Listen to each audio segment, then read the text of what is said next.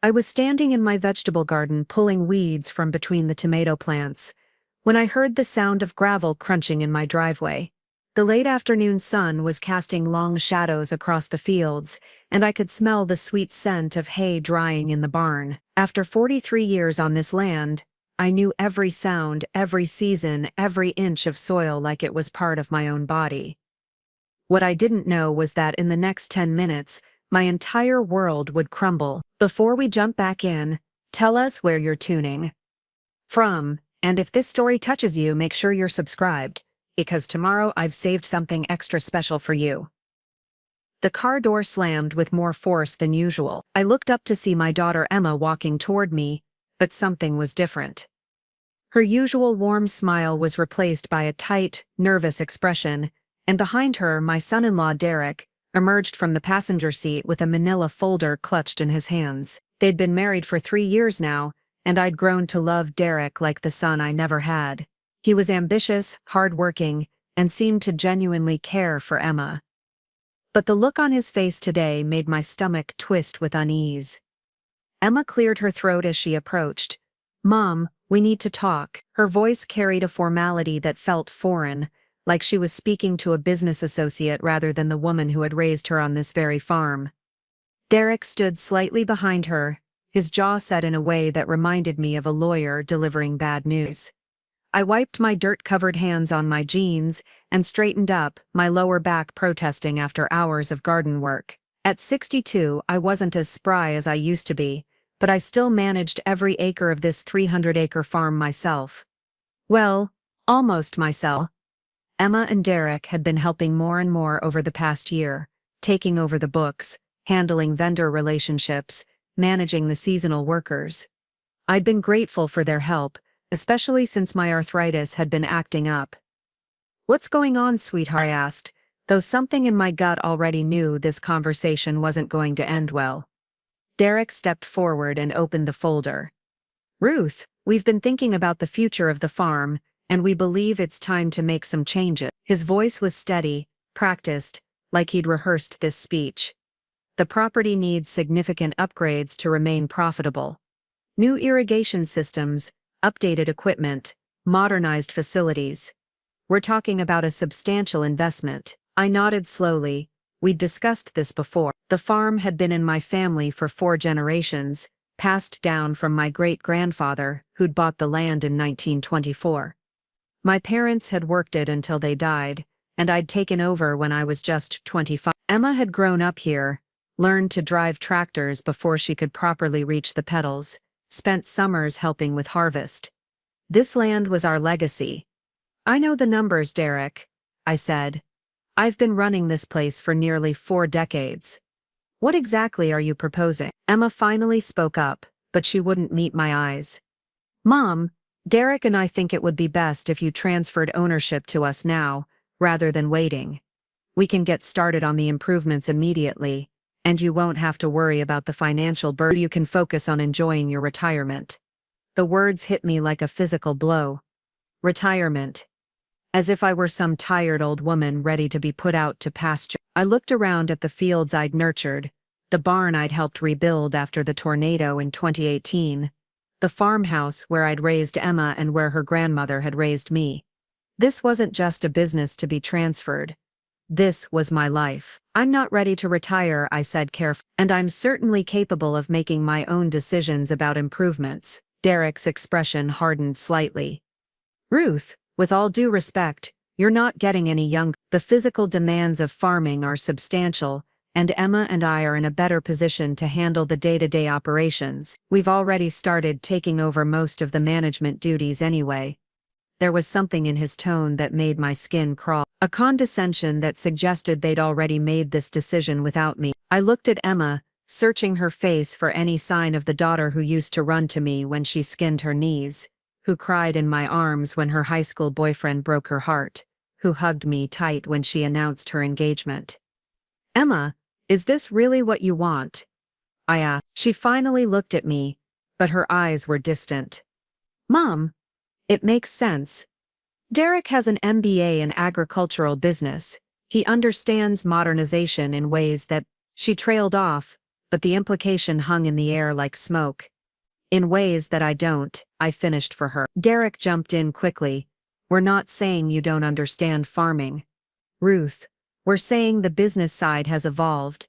Marketing, distribution, sustainable practices, government regulations, it's become increasingly complex. I felt a flash of anger. I'd been navigating government regulations and market fluctuations since before Derek was born. I'd survived droughts, floods, economic downturns, and changing agricultural policy. I'd modernized irrigation systems, implemented crop rotation programs, and built relationships with distributors that had kept this farm profitable for decades. But what hurt more than the condescension was the look on Emma's face. She genuinely seemed to believe that I was incapable of continuing to run my own farm. What exactly are you asking for?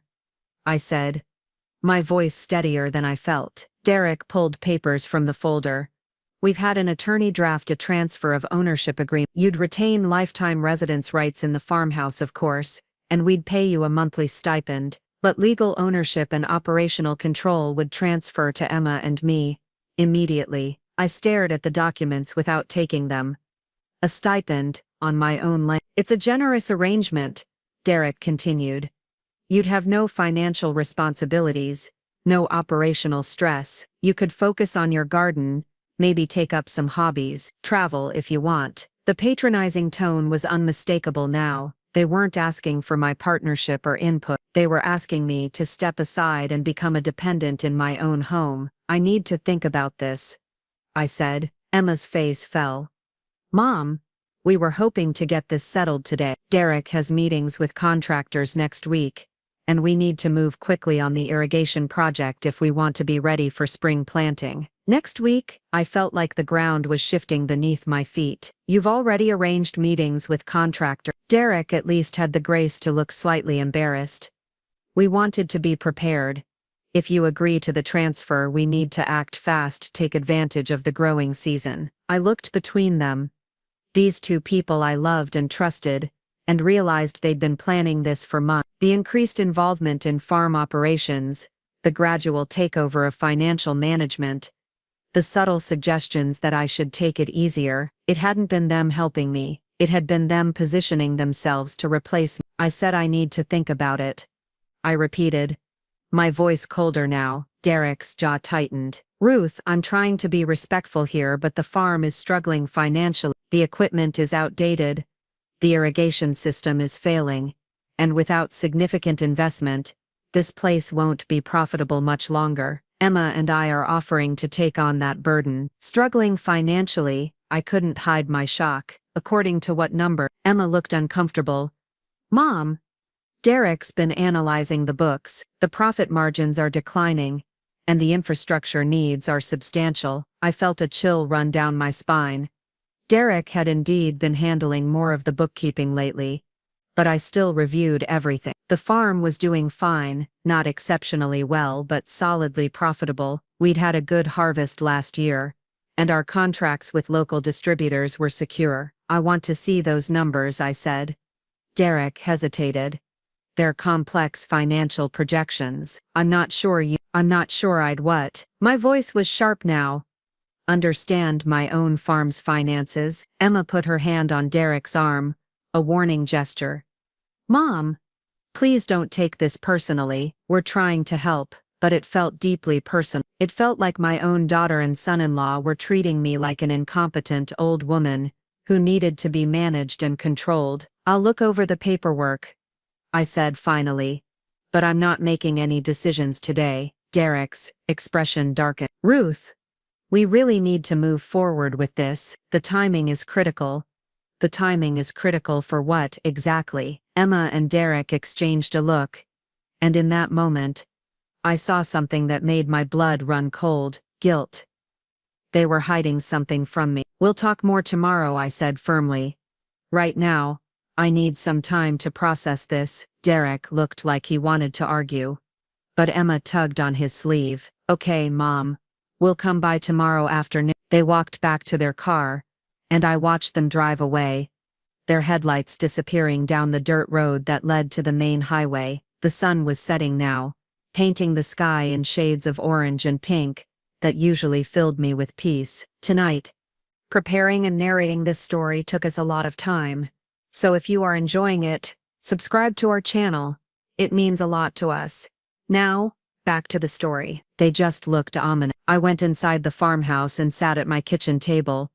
The same table where my mother had taught me to snap green beans, where I'd helped Emma with her homework, where I'd signed the papers to take out loans for new equipment and weathered every crisis this farm had faced. The silence felt different now.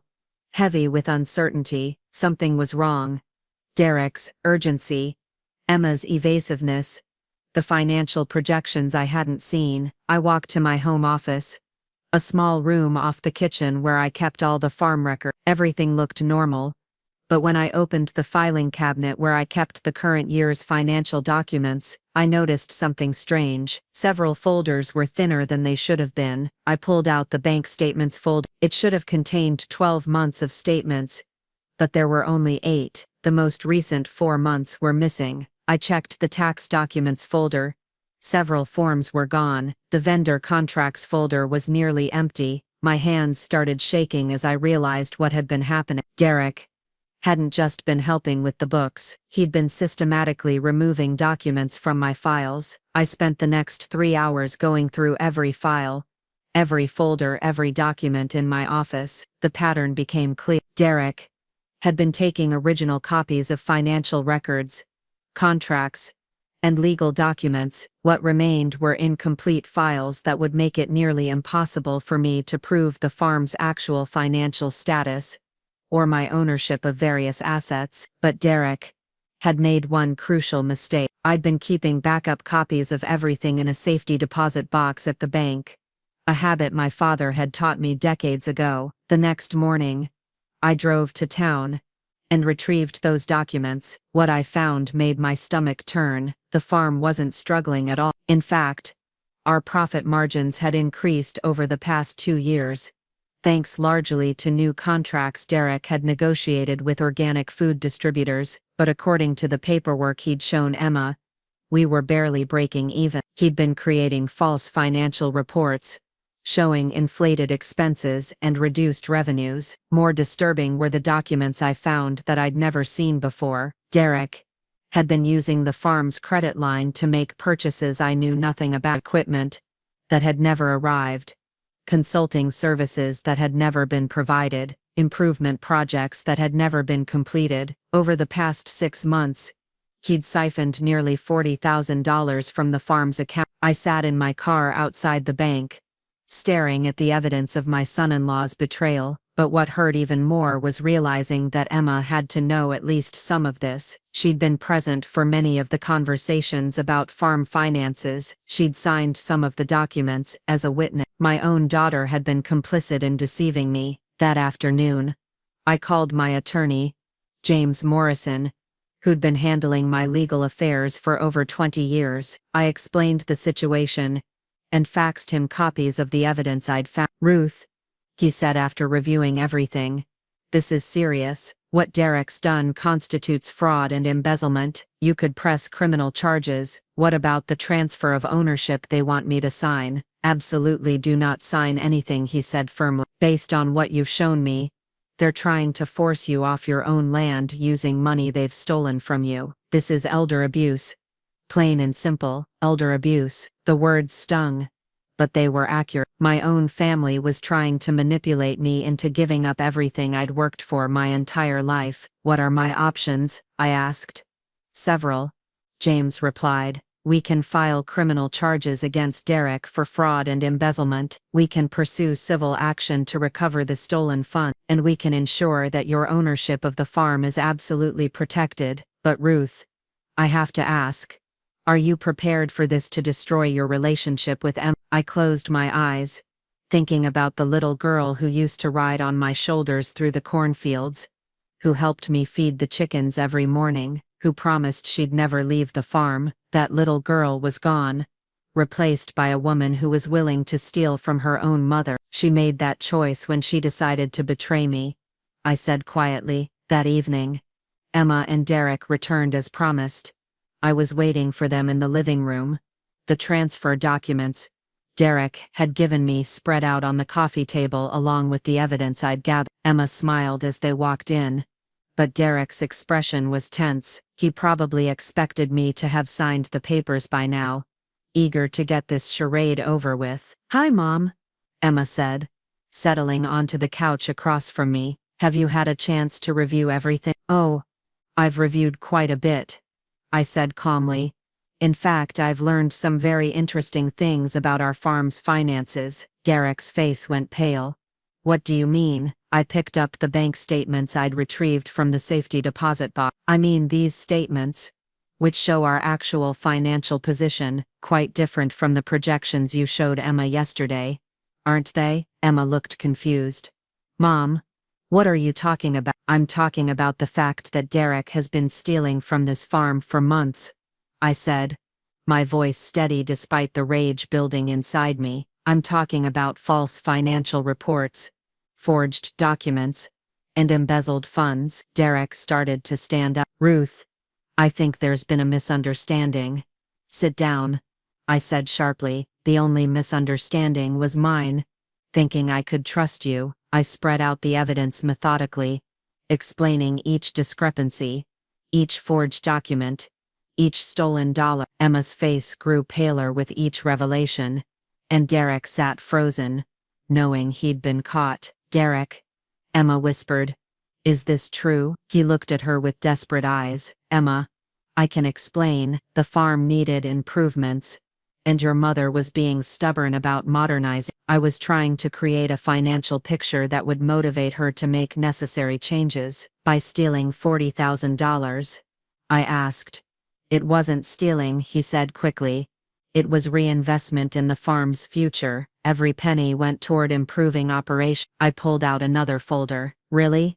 Because I have receipts here for equipment that was never delivered, consulting services that were never provided, and improvement projects that exist only on paper." "Where exactly did that money go, Derek?" He couldn't answer, and Emma was staring at him like she'd never seen him before. "You lied to me," she said quietly. "You told me the farm was failing. You said Mom was being irresponsible with money. You made me believe she couldn't handle things anymore." "Emma, please." Derek reached for her hand, but she pulled away. "I was trying to protect our future. Your mother is getting older, and she's not equipped to handle modern agricultural business. I was trying to position us to take over before the farm really did start failing. By lying to both of us," Emma's voice was rising now, "by stealing from my mother, I was going to pay it back," Derek said desperately. "Once we took over operations, I would have made sure every dollar was accounted for." I felt a cold satisfaction watching his carefully constructed plan fall apart.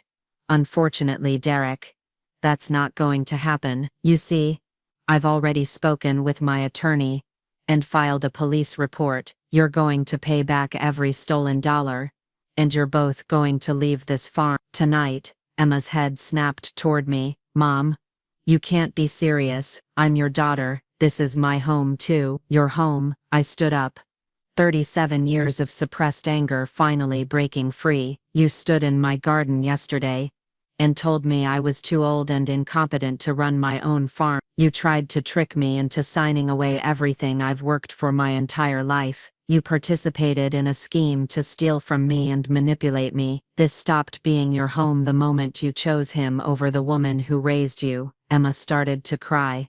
"Mom, I didn't know about the money. I thought Derek was trying to help. I thought you really were struggling, but you never asked me directly, did you?" I said. "You never came to me with your concerns or tried to understand the situation. You just decided I was incompetent and needed to be managed." Derek was looking around the room frantically, probably calculating how much trouble he was in. "Ruth, surely we can work this out. I'll pay back the money. Emma and I will move out.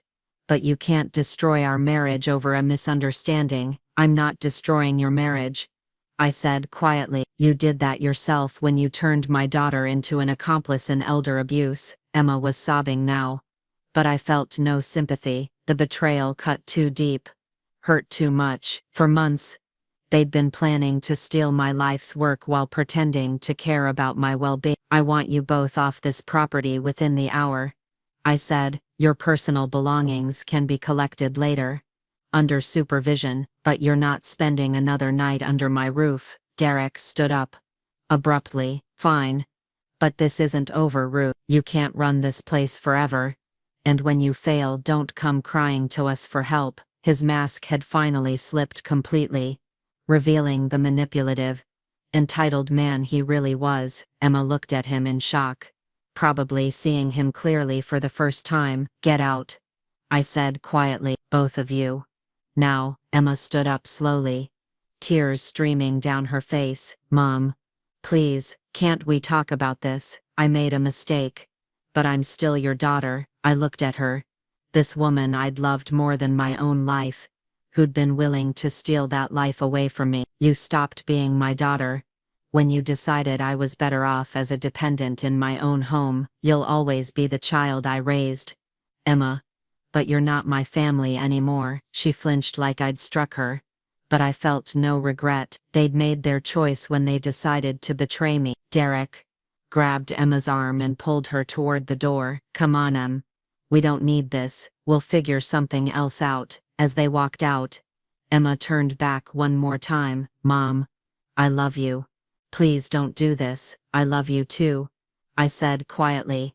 That's why this hurts so much. The door closed behind them, and I heard their car start up and drive away. The silence that followed felt different from the night before, not heavy with uncertainty, but clean with resolution. I walked through the farmhouse, turning off lights and checking locks. In Emma's old room, I found clothes in the closet, and photos on the dresser, evidence of the daughter who used to live here, before she became someone I didn't recognize. I didn't cry that night. I was too angry, too betrayed, too determined to protect what was mine. But as I lay in bed, listening to the familiar sounds of the farm settling around me, I realized something had fundamentally changed. I was alone now in a way I'd never been before. The next morning, I woke early as I always did, and went out to check on the animal. The routine was comforting, grounding me in the reality of what mattered. The chickens needed to be fed, the horses needed fresh water, the fence in the north pasture needed repair. This land, these animals, this life I'd built, it was real in a way that family loyalty apparently wasn't. My phone rang as I was finishing the morning chores. It was James Morrison. Ruth, I have an update on the legal situation. The police have agreed to pursue charges against Derek for embezzlement and fraud. We should be able to recover most, if not all, of the stolen money. But there's something else you need to know. What? Derek has hired his own attorney, and they're claiming the money was taken with your implied consent as part of farm improvements. They're also suggesting you're not mentally competent to manage your affairs. I felt my jaw clench. They're trying to claim I'm senile. It's a common defense in elder abuse cases. They'll argue that you were confused about finances, and that Derek was acting in your best interests. It's nonsense, of course, but we need to be prepared for a fight. Then we'll fight, I said simply. I'm not letting them steal my farm and my reputation. Good. I'm also recommending we file a restraining order to keep them off the property. If they're willing to claim mental incompetence, they might try other tactics. Within hours of filing the restraining order, Emma called me, crying hysterically. Mom, you can't do this. You're my mother. I have nowhere else to go. You have a husband, I said coldly. Figure it out. Derek says we can't afford our own place right now because of the legal fees. Mom, please, I'm begging you. I made a mistake, but I'm trying to make it right by supporting his claim that I'm mentally incompetent. There was silence on the other end of the line. You are supporting it, aren't you? I continued. You're going to testify that your poor old mother is losing her mind and can't take care of herself. Mom, it's not like that. I hung up. That afternoon, a sheriff's deputy came to serve the restraining order paper. He found Derek and Emma parked at the end of my driveway, apparently trying to work up the courage to approach the house. Ma'am, the deputy told me afterward, They wanted me to tell you they're staying at the Motel 6 in town if you change your mind about talking. I didn't change my mind. 3 days later, Derek's attorney called my attorney with a settlement offer. Derek would pay back half the stolen money and agree to stay away from the farm in exchange for dropped charges. In return, I would agree to a psychological evaluation to determine my competence to manage my affair. What did you tell them? I asked James. I told them to go to hell, he said cheerfully, but in more professional language. Good. The case moved forward, and Derek's desperation became more apparent. He started calling my neighbors, telling them I was having memory problems and might be dangerous to myself. He contacted my doctor's office, claiming to be concerned about my mental health. He even called the county social services department to report a vulnerable adult in need of assistance. But Derek had underestimated me and overestimated his own intelligence. Every phone call, every false report, every attempt to manipulate the situation only strengthened my case against him. My attorney documented everything as evidence of harassment and continued abuse. The breakthrough came when my neighbor Tom Bradley called to tell me about a strange conversation he'd had with Derek. Ruth, that son-in-law of yours stopped by yesterday asking a lot of questions about your farm. Wanted to know about property values, what kind of offers you might have gotten from developers, whether you'd ever mentioned selling. When I told him you'd never said anything like that, he started hinting that you might not be thinking clearly anymore. What did you tell him? I told him you were sharper than most people half your age, and that he should mind his own business. But Ruth, he seemed real interested in the development angle, kept asking about that new shopping center they're building over in Millfield. After Tom left, I sat thinking about his words. Millfield was only 20 miles away, and the shopping center he mentioned was part of a larger development project that had been expanding outward from the city. I'd heard rumors that developers were looking for land in our area, but I'd never been approached directly. I called James Morrison. James, I need you to do some research for me, find out if there have been any recent inquiries about developing land in this area. Specifically, find out if anyone has been asking about my farm. He called back the next day with news that made everything click into place. Ruth, you're not going to believe this. A development company called Hartwell Properties has been quietly buying up farmland in your township for the past year. They're planning a major retail and residential complex, and according to my sources, your property is right in the middle of their target area. Have they made any offers on my land? That's the interesting part. I found records of preliminary negotiations, but they weren't with you. They were with Derek Morrison, who identified himself as the farm's business manager. My blood ran cold. Derek has been negotiating to sell my farm. It looks like he's been representing himself as having authority to enter into agreements on your behalf. The development company thinks they have a deal pending for your property. They're expecting to finalize the sale within the next few months. I felt like I'd been punched in the stomach. Derek hadn't just been stealing money from the farm accounts. He'd been trying to steal the entire farm. James, I need copies of every document related to these negotiations, and I need to know exactly what Derek promised them. The documents James obtained painted a clear picture of Derek's ultimate plan. He'd been positioning himself to gain legal control of the farm through the ownership transfer, then immediately sell the entire property to developers for $28 million. The monthly stipend he'd offered me was a fraction of what the land was actually worth, and it would have ended the moment the sale was completed. My daughter and son-in-law hadn't just been trying to steal my farm. They'd been trying to steal my farm and leave me homeless and penniless. That night, I sat in my kitchen with all the evidence spread out before me, and I finally cried. Not from sadness or self-pity, but from pure rage. They'd been planning to destroy my entire life while pretending to care about my well-being. They'd been willing to leave me with nothing while they walked away with millions. But as the tears dried, my resolve hardened. Derek had made one crucial mistake in his elaborate scheme. He'd underestimated the woman he was trying to cheat, and that mistake was going to cost him everything. I didn't sleep much that night, but I was up before dawn anyway. my mind racing with plans.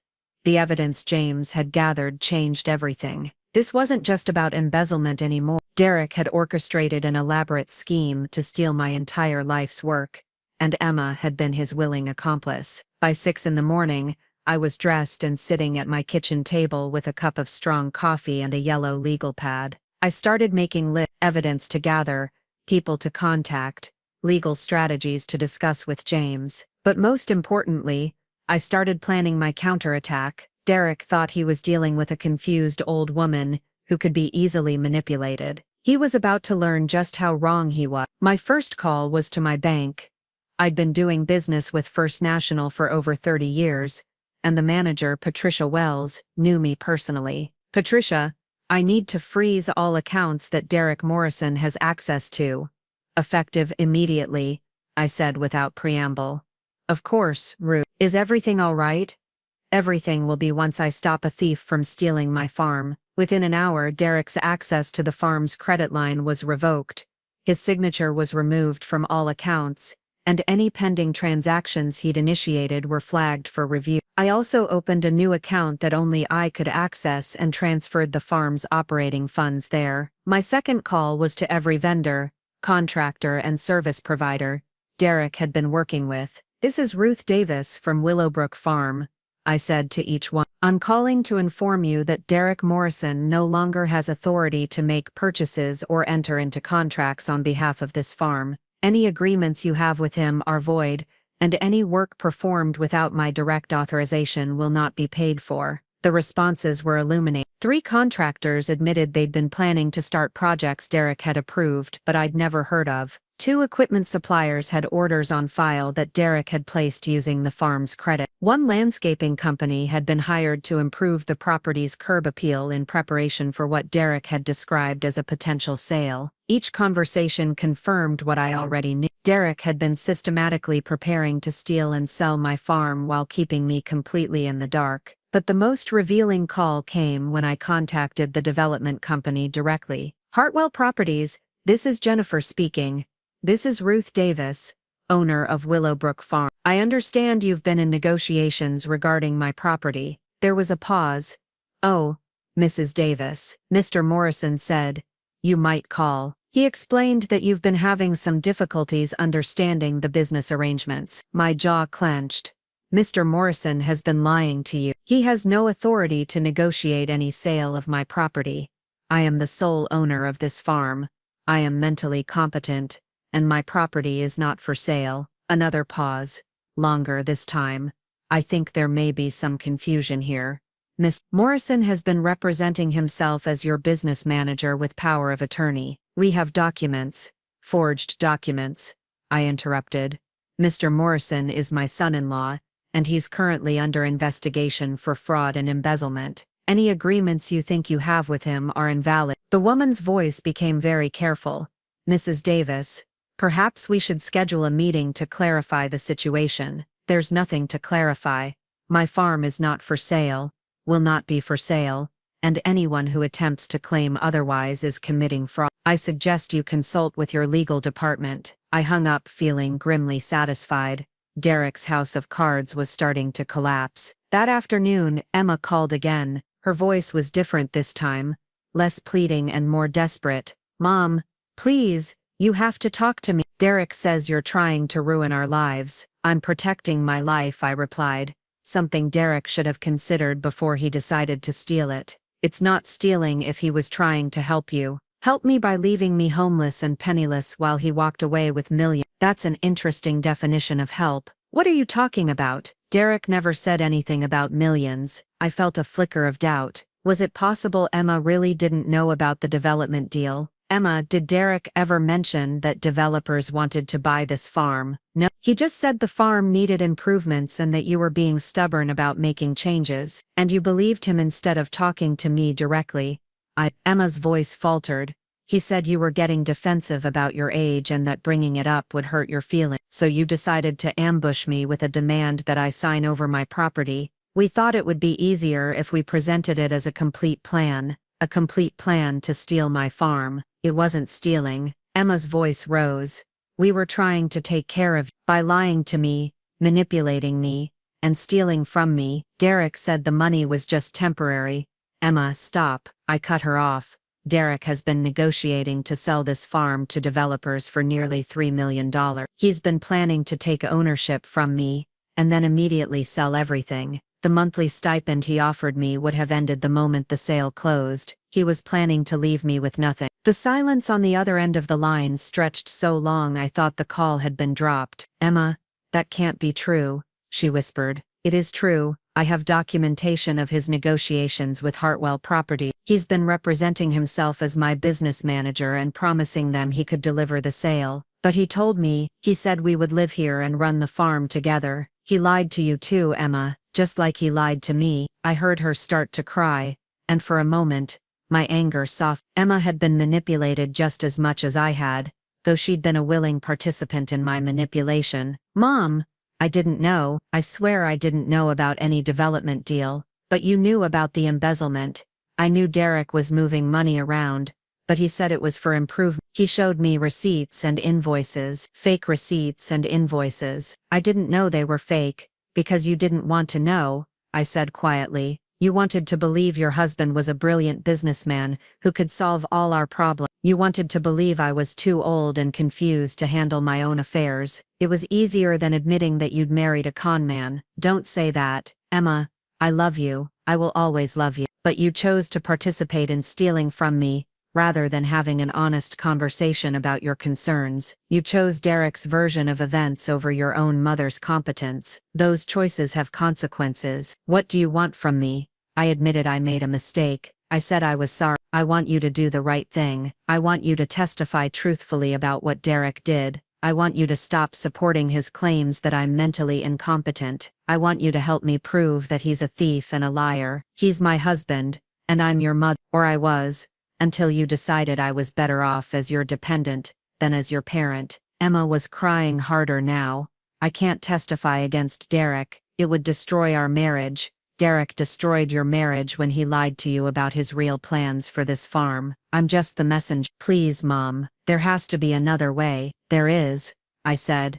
Derek can confess, return every penny he stole, abandon any claim to this property, and disappear from our lives forever. Then maybe we can start rebuilding our relationship. You know he won't do that. Then you've chosen your side. I hung up feeling hollow. Part of me had hoped Emma would choose truth over loyalty to Derek, but I wasn't surprised by her decision. She'd been choosing Derek over me for months. The next morning brought a surprise visit from someone I hadn't expected to see. I was feeding the chickens when a black sedan pulled into my driveway. A woman in an expensive suit got out, followed by a man with a briefcase. Mrs. Davis, I'm Angela Hartwell from Hartwell Properties. This is my attorney, Robert Chen. We were hoping we could speak with you. I studied them carefully. Angela Hartwell was probably in her 50s, with silver hair and sharp eyes. She looked like someone accustomed to getting what she wanted. I believe I made my position clear on the phone yesterday, I said. You did, and that's why we're here. We need to understand exactly what's been happening. I gestured toward the farmhouse.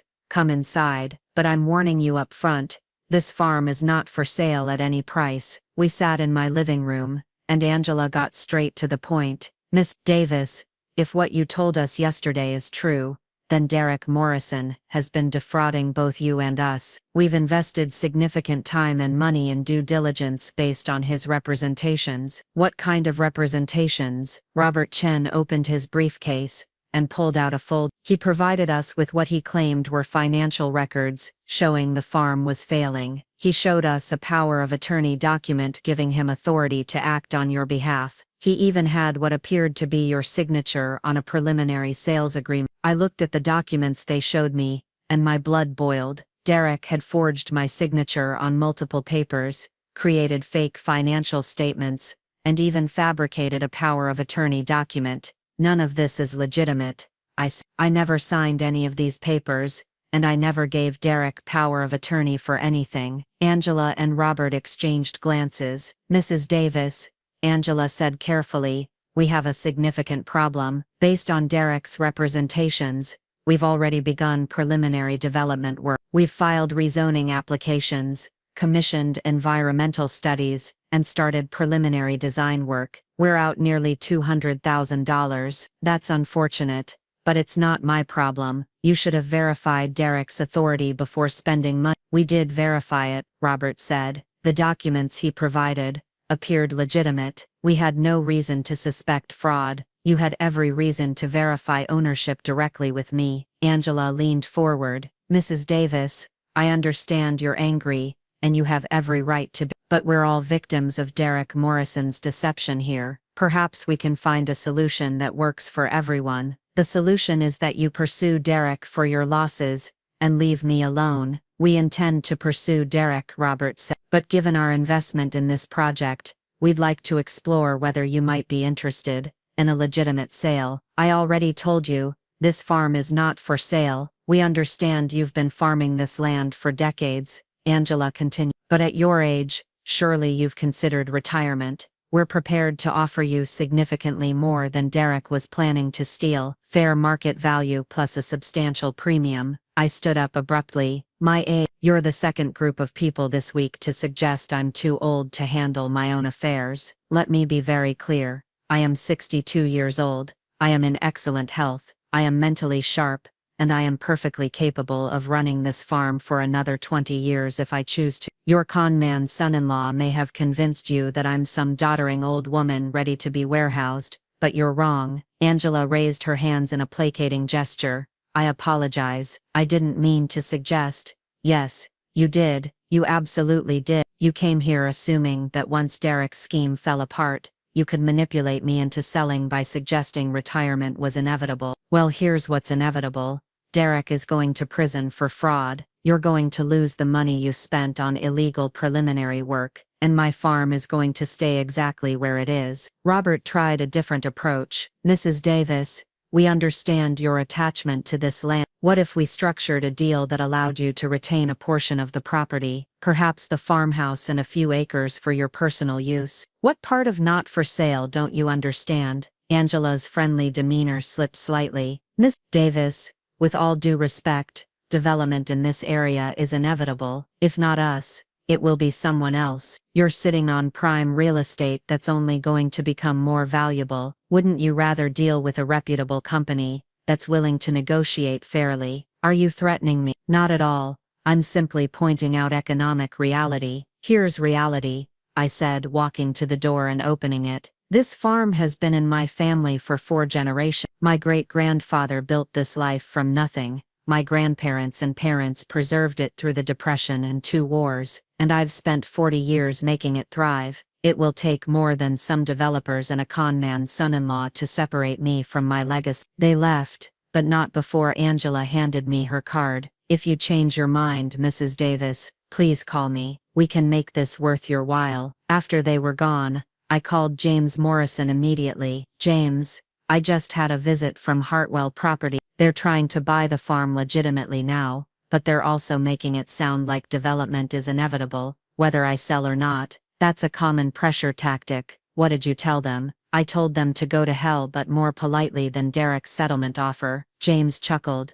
Good. Ruth, there's something you should know. Derek's attorney called this morning with a new offer. He's willing to plead guilty to misdemeanor fraud in exchange for paying back the money and avoiding jail time. Misdemeanor. He stole $40,000 and tried to steal a $3 million farm. I know, I told them we weren't interested, but Ruth, they're getting desperate. That usually means they're about to try something stupid. What kind of stupid? I don't know yet, but keep your guard up and make sure you have someone checking on you regularly. That evening I called my neighbor Tom Bradley and asked if he could keep an eye on the farm for the next few days. I didn't tell him why, but Tom had been farming longer than I had, and he understood that sometimes neighbors needed to watch out for each other. Of course, Ruth, anything in particular I should watch for? Just anyone who doesn't belong here. Derek and Emma are under a restraining order, but they might try to send someone else. You having trouble with that son-in-law of yours? You could say that.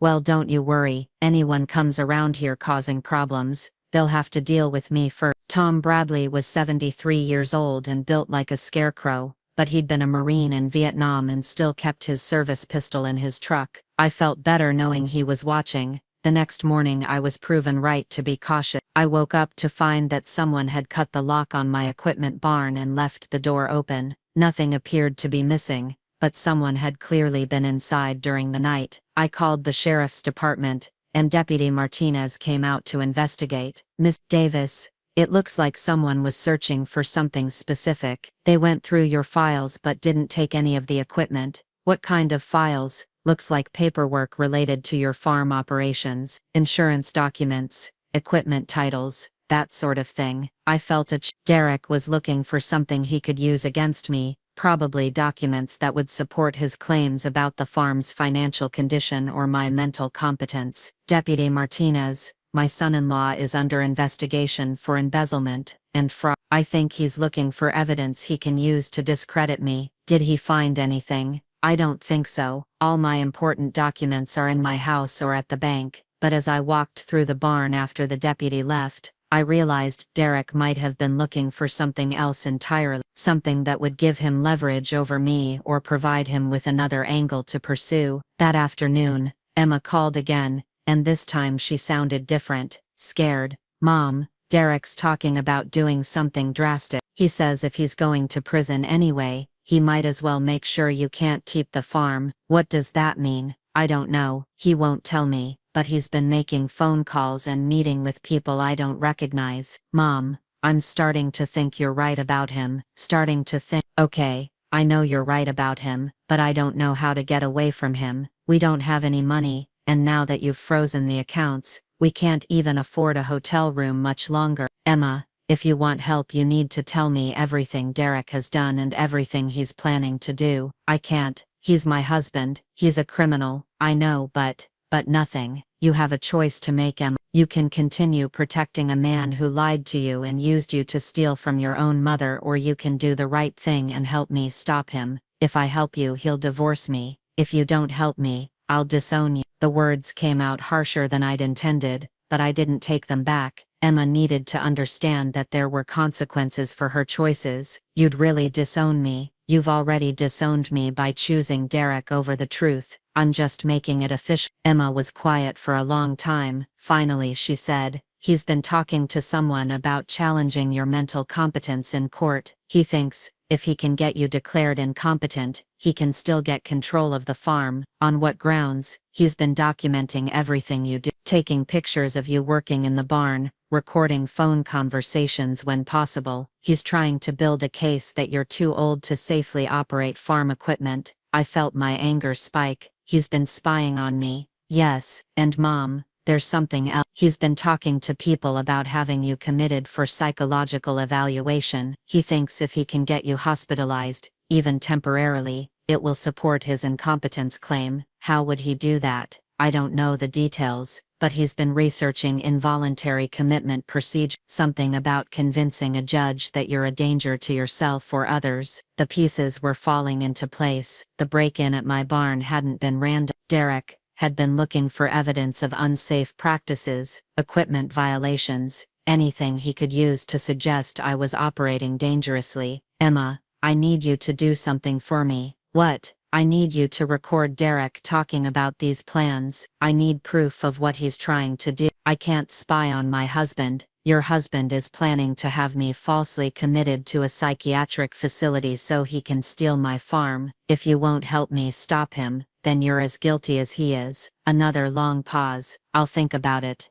Emma finally said. Don't think too long. If Derek succeeds in having me committed, you'll never see me again, and you'll spend the rest of your life knowing you helped a thief destroy your own mother. That night, I sat in my kitchen, making plans of my own. Derek wanted to play games, fine, but he was about to learn that I'd been playing this game longer than he'd been alive. I called James Morrison at home. James, I need you to arrange something for me. I want a comprehensive psychological evaluation by the most respected psychiatrist you can find. I want it done immediately, and I want the results documented, so thoroughly, that no one can ever question my mental competence. That's a good idea, Ruth. It will preempt any claims Derek might make. I also want you to hire a private investigator. I want Derek followed 24 hours a day. I want to know who he talks to, where he goes, and what he's planning. That's expensive. I don't care. Derek thinks he's playing chess, but he's about to find out he's been playing checkers with a chess master. The psychological evaluation took place 2 days later.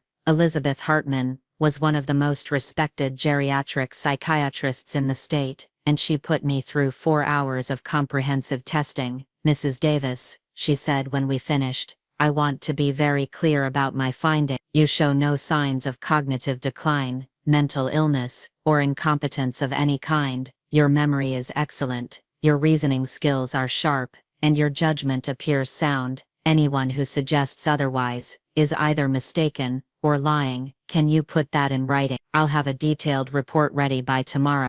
And Mrs. Davis, if anyone tries to use your age against you in court, I'll be happy to testify on your behalf. The private investigator James hired was a former police detective named Sarah Coleman.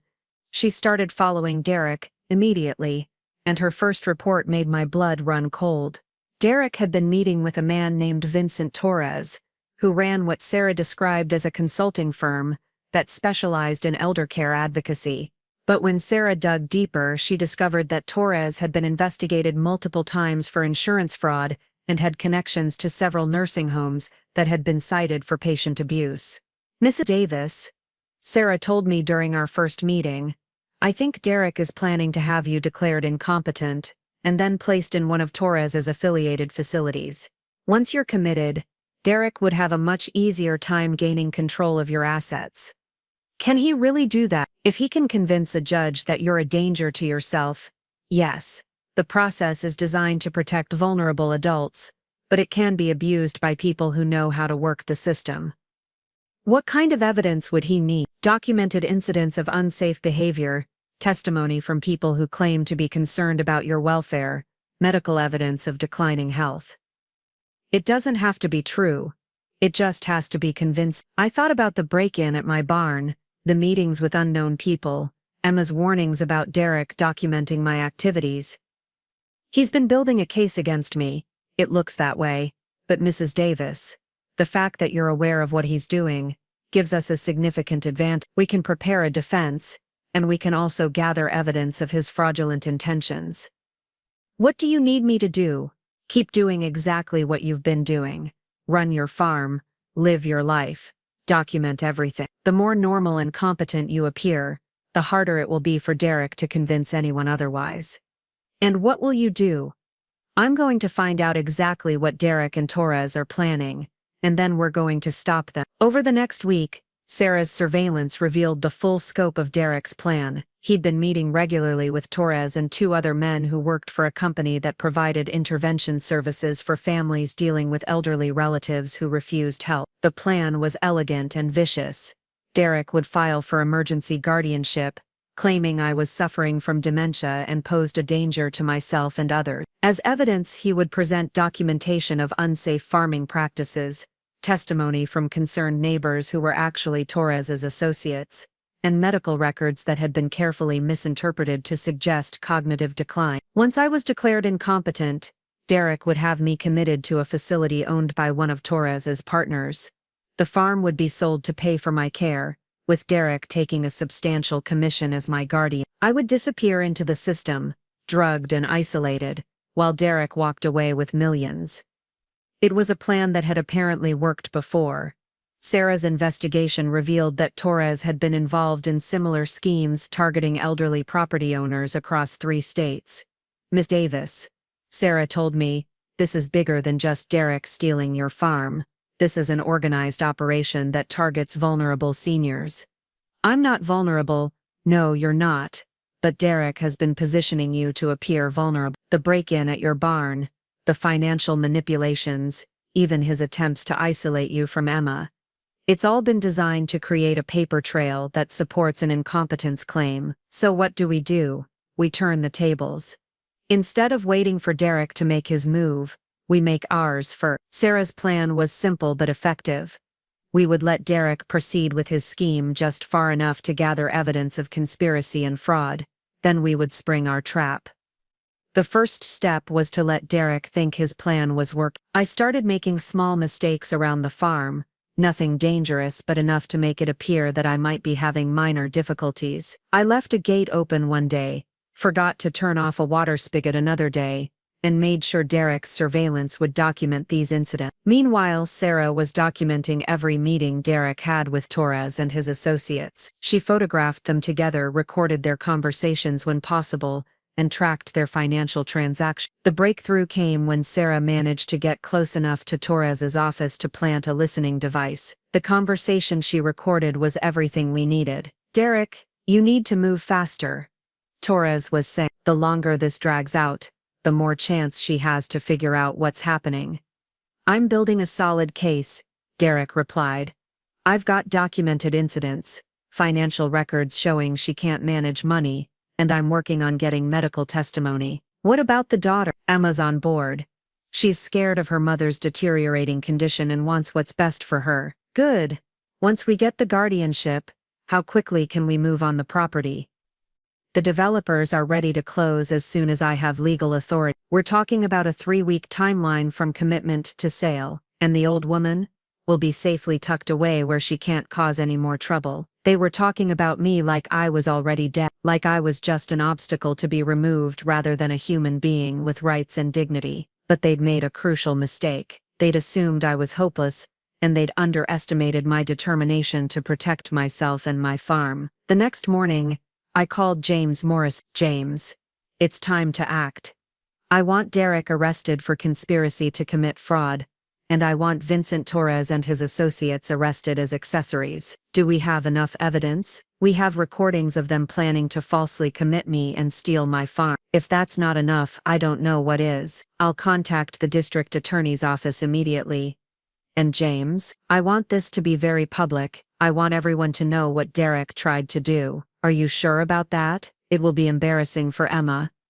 Emma chose her side. Now she can live with the consequences. The arrests happened simultaneously. Derek was taken into custody at the motel where he and Emma were staying. Torres and his associates were arrested at their office downtown. The charges included conspiracy to commit fraud, elder abuse, and attempted theft of property. Emma called me an hour later, hysterical. "Mom, they arrested Derek. They're saying he tried to have you committed." "That can't be true." "It's absolutely true. Derek was planning to have me falsely declared incompetent, so he could steal my farm, and have me locked away in a nursing home. But he loves me. He wouldn't do something like that." "Derek loves money. Emma, you were just a convenient way to get access to mine." "I don't believe you." "Then you're even more naive than I thought." I hung up and sat in my kitchen, feeling oddly calm. The immediate threat was over. Derek was in jail. His conspiracy had been exposed, and my farm was safe. But the real test was still to come. Derek would eventually be released on bail, and he would undoubtedly try one last desperate gambit to save himself. I needed to be ready for whatever came next. That evening, Angela Hartwell called me. "Mrs. Davis, I just heard about Derek's arrest. On behalf of Hartwell Properties, I want to apologize for our involvement in this situation. Your involvement was voluntary. No one forced you to deal with a man who had no authority to sell my property. You're right, and we accept responsibility for our poor due diligence. However, I'm calling to let you know that we're withdrawing our development plans for this area entirely." I was surprised. "Why?" "Frankly, this has become a public relations nightmare. Our company name is now associated with an elder abuse scandal. We're cutting our losses and moving on." "Good. Mrs. Davis, I want you to know that Derek Morrison cost our company over $200,000. We'll be pursuing him for damages in addition to the criminal charges he's facing. I hope you bankrupt him.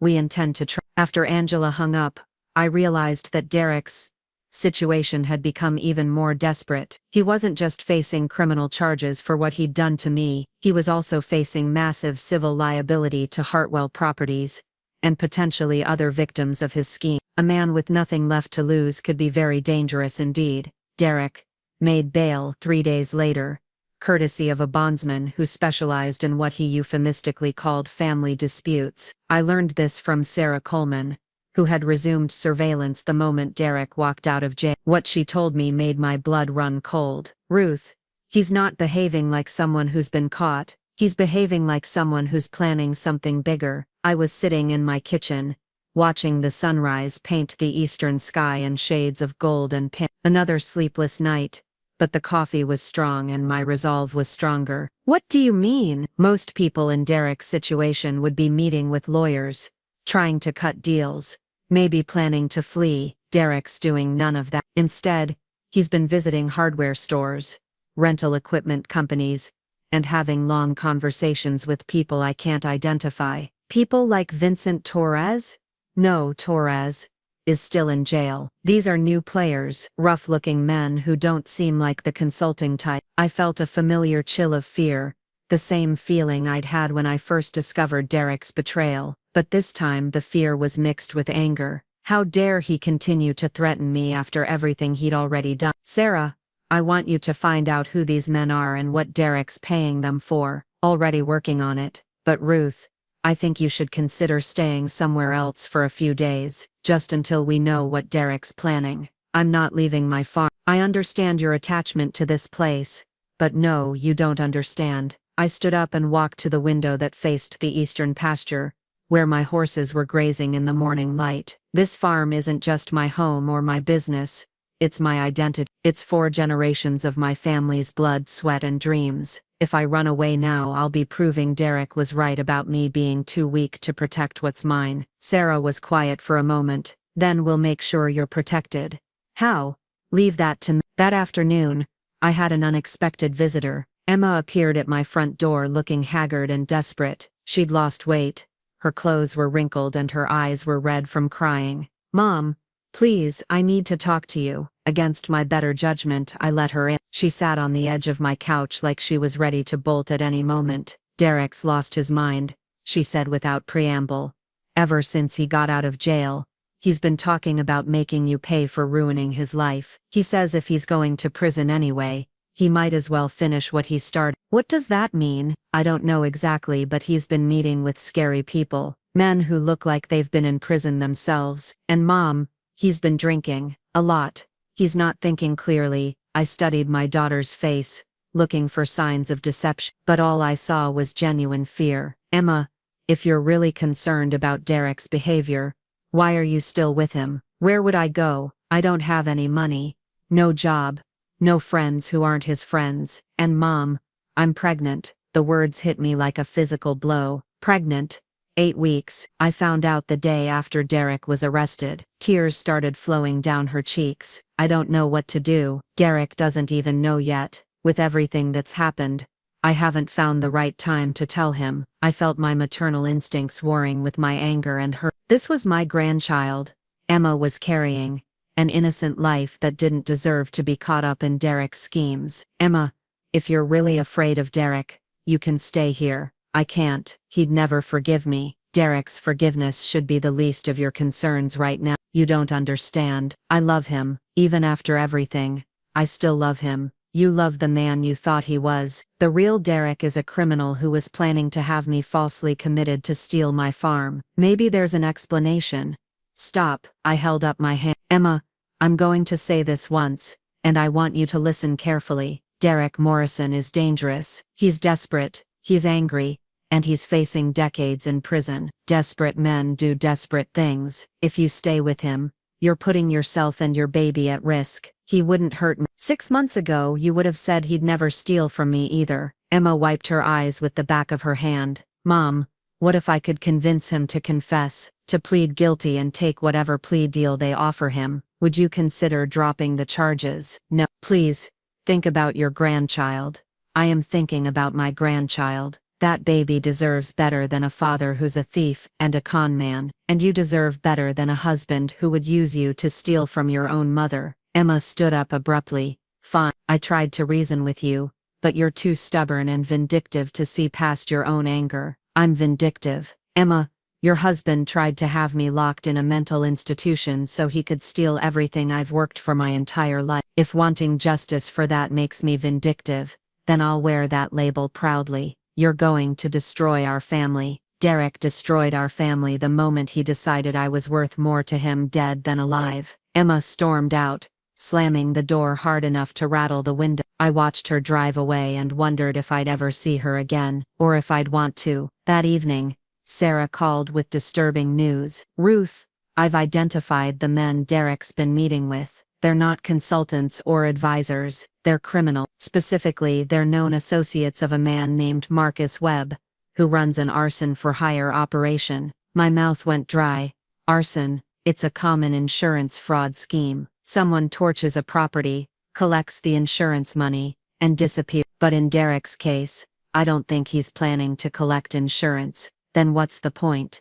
If your farmhouse burned down with you in it, Derek would inherit as Emma's husband. Even with the criminal charges, he'd still be your next of kin through marriage. I felt the room spinning around me. He's planning to kill me, I think so, and he's planning to make it look like an accident. We have to call the police. With what evidence? Meeting with known criminals isn't illegal. Planning arson is, but we don't have recordings of those conversations. So what do? We catch him in the act. Sarah's plan was simple but terrifying. We would let Derek proceed with his arson plot while documenting everything, then catch him and his accomplices red-handed. Ruth, I know this is asking a lot, but if we can catch Derek actually trying to burn down your house, we'll have enough evidence to put him away forever. What if something goes wrong? What if I don't get out in time? You won't be in the house. We'll set up a safe location where you can watch everything unfold. The moment Derek and his associates show up, we'll have law enforcement ready to move, and my house will stop them before they can actually start a fight. I thought about the farmhouse where I'd lived for 4 decades,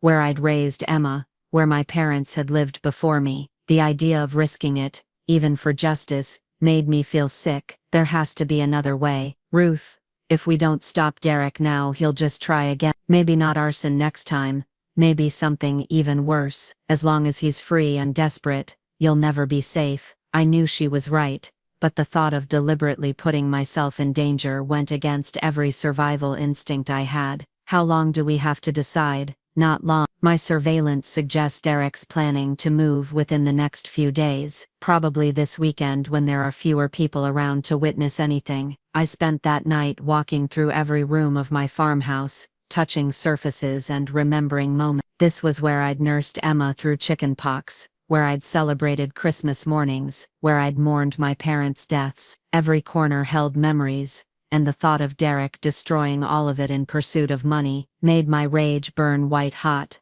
By morning my decision was made. Sarah, I'll do it, but I want every possible safeguard in place. Of course, I'll coordinate with the sheriff's department and the state police. We'll have the house surrounded, and we'll move the moment Derek's people show up. What about Emma? What about her? If Derek goes to prison for attempted murder, she'll be alone with a baby and no money. Ruth, that's not your responsibility anymore. The baby is my grandchild, and Derek is still the father. Some things can't be fixed. Friday evening, Sarah called with the final detail. It's happening tonight. Derek rented a van this afternoon, and he's been loading it with gasoline and accelerants. My contacts in the sheriff's department are in position, and we have a mobile command unit set up at Tom Bradley's farm. What time? Probably around 2 in the morning. Most people are asleep by then, and it would give Derek time to establish an alibi. Where will I be? In the command unit with me. You'll have a clear view of your house, and you'll be able to see everything that happened. I packed a small bag with essentials and important documents, just in case something went wrong. As I locked up the house that might not be standing in the morning, I whispered a small prayer to whatever powers might be listening. The command unit was actually a converted RV parked behind Tom's barn, about half a mile from my house, but with a clear line of sight. Sarah had set up multiple monitors showing feeds from hidden cameras she'd placed around my property. Ruth, I want you to understand that once this starts, it's going to move very fast. Derek and his people will be professionals, and they'll want to get in and out quickly. How many people are we expecting? Probably 3 or 4. Derek will likely stay back as a lookout while the others do the actual work. And the police, 20 officers in position around your property. The moment Derek's people break into your house, we move. We waited in tense silence, watching the monitors and listening to radio chatter from the officers positioned around my farm. At 1:47 a.m., Sarah suddenly leaned forward. There. Dark van coming up your driveway with headlights off. I watched my own property on a monitor like it was a movie, except this movie could end with my life's work burning to the ground. The van stopped about 50 yards from my house, and 3 figures got out. I don't see Derek. He'll be in the van, maintaining radio contact with his crew. The 3 men moved toward my house with practiced efficiency. They were dressed in dark clothing and carried duffel bags that presumably contained their arson supplies. Sarah, they're at my front door. I see them. Sheriff's Department. This is Coleman. Suspects are approaching the target location. The radio crackled back. Copy that. All units, maintain position until subjects are inside. One of the men produced what looked like lock-picking tools and went to work on my front door. Within minutes, they were inside my house. Now, I asked. Not yet. We need to catch them actually starting the fire. Through the windows, I could see flashlight beams moving through my house. The men were working methodically, probably placing accelerants in strategic locations to ensure maximum damage. Sarah, this is taking too long. What if they actually light the fire before the police move? They won't, trust me. But even as she said it, I saw a flicker of flame through my kitchen window. They've started the fire. I grabbed Sarah's arm. All units, move now, Sarah shouted into her radio. Suspects have initiated arson. Move, move. Suddenly, my property was flooded with light. As police vehicles converged from multiple directions, spotlights illuminated the area like daylight, and I could hear officers shouting commands through megaphone. The 3 men inside my house came running out, but they were immediately surrounded by armed officers. 2 surrendered immediately, but the 3rd tried to run and was tackled in my front yard. What about Derek? I asked. Sarah pointed to another monitor showing the van. Still there. He hasn't moved. But even as she spoke, the van's engine started, and it began backing down my driveway. He's running. Sarah grabbed her radio. Suspect vehicle fleeing south on County Road 47. Dark van. License number. She rattled off the plate number she'd memorized early. In pursuit, came the radio response. Through my kitchen window, I could see flames growing brighter. Sarah, my house is really burning. Fire department's already en route.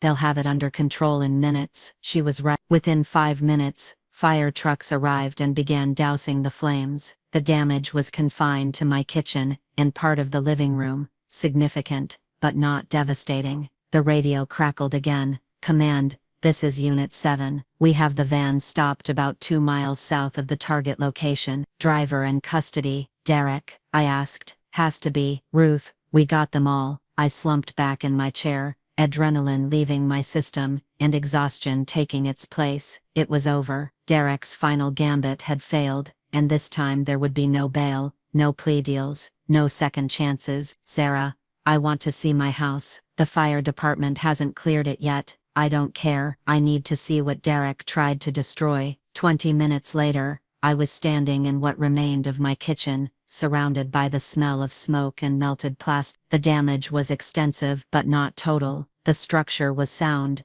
and most of my house was untouched. Sheriff Tom Martinez found me standing in my living room, surveying the water damage from the fire hoses. Mrs. Davis, I'm sorry about the mess, but it could have been much worse. I know. Thank you for acting so quickly, ma'am. Derek Morrison and his 3 accomplices are in custody. They're looking at charges of attempted arson, attempted murder, conspiracy, and about a dozen other felonies. With their prior records, they're going away for a very long time. What about Em? She wasn't involved in tonight's activities, but Mrs. Davis, she's been staying at the motel with Derek. When we arrested him, she was there. My heart sank.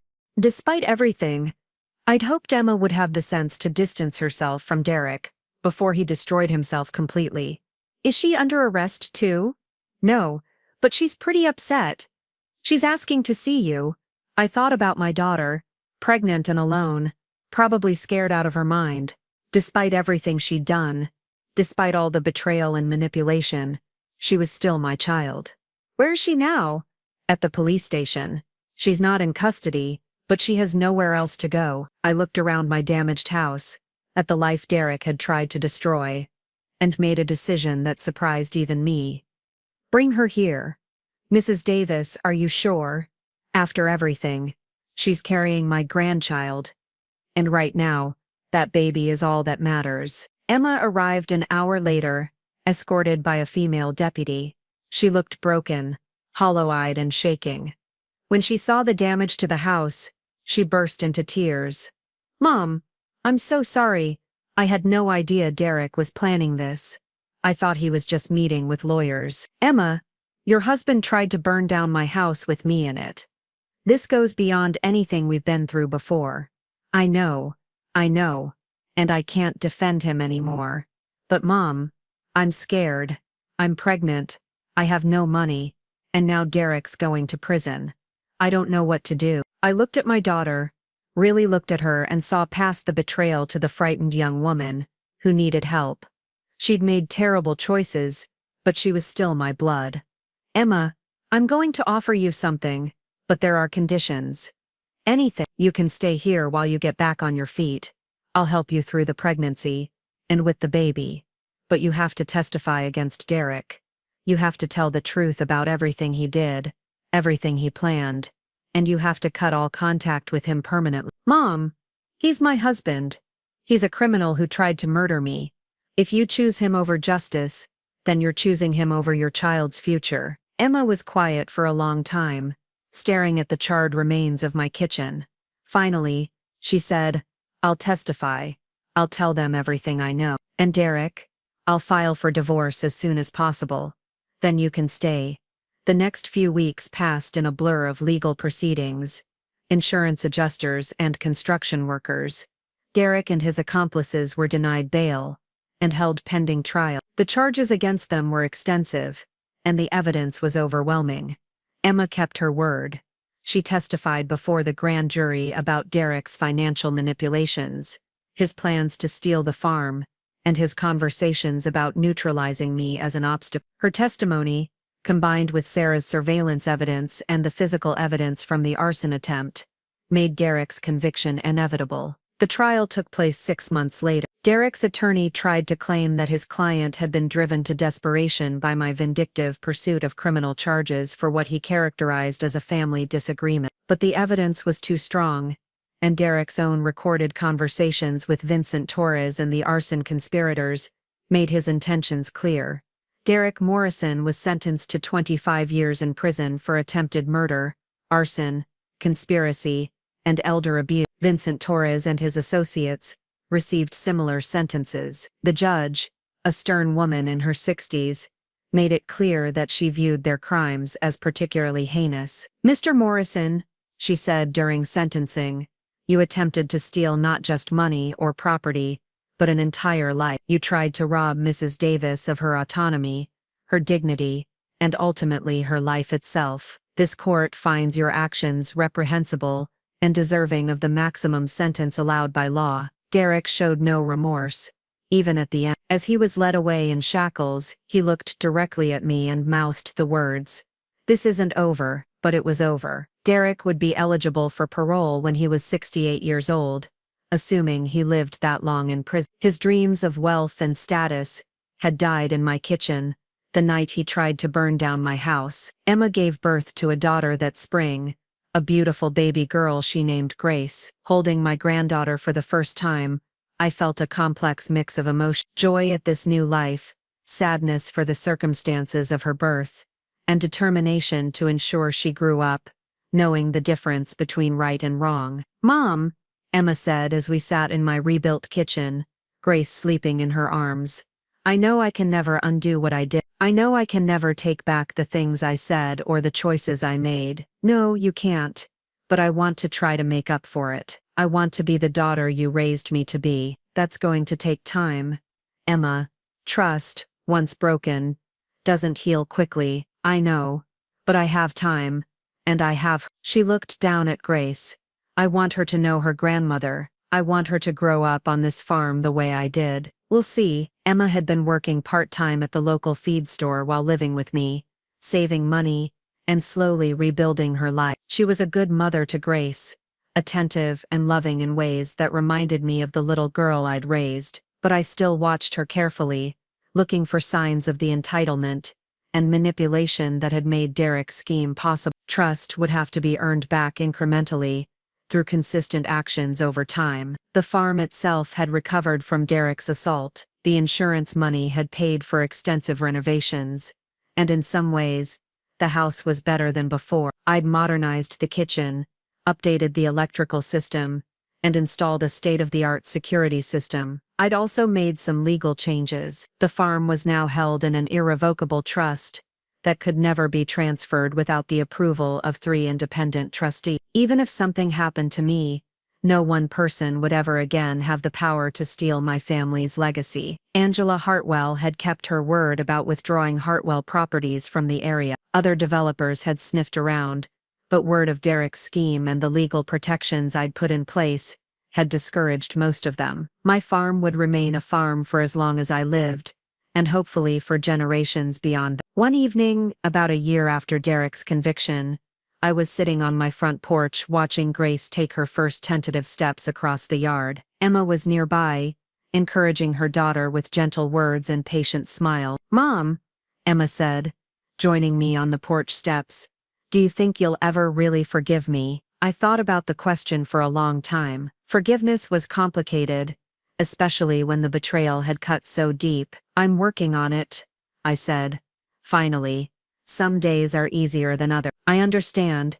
I just hope that someday, when Grace is old enough to understand, you'll be able to tell her that her mother learned from her mistakes." "Emma, your mistakes nearly cost me everything. They nearly cost Grace her grandmother. That's not something that can be forgotten, even if it can eventually be forgiven." "I know, but I'm trying to be better. Every day I'm trying to be the person you raised me to be." "Then keep trying. That's all any of us can do." As the sun set over the fields that had sustained my family for 4 generations, I felt a sense of peace I hadn't experienced in over a year. Derek was gone.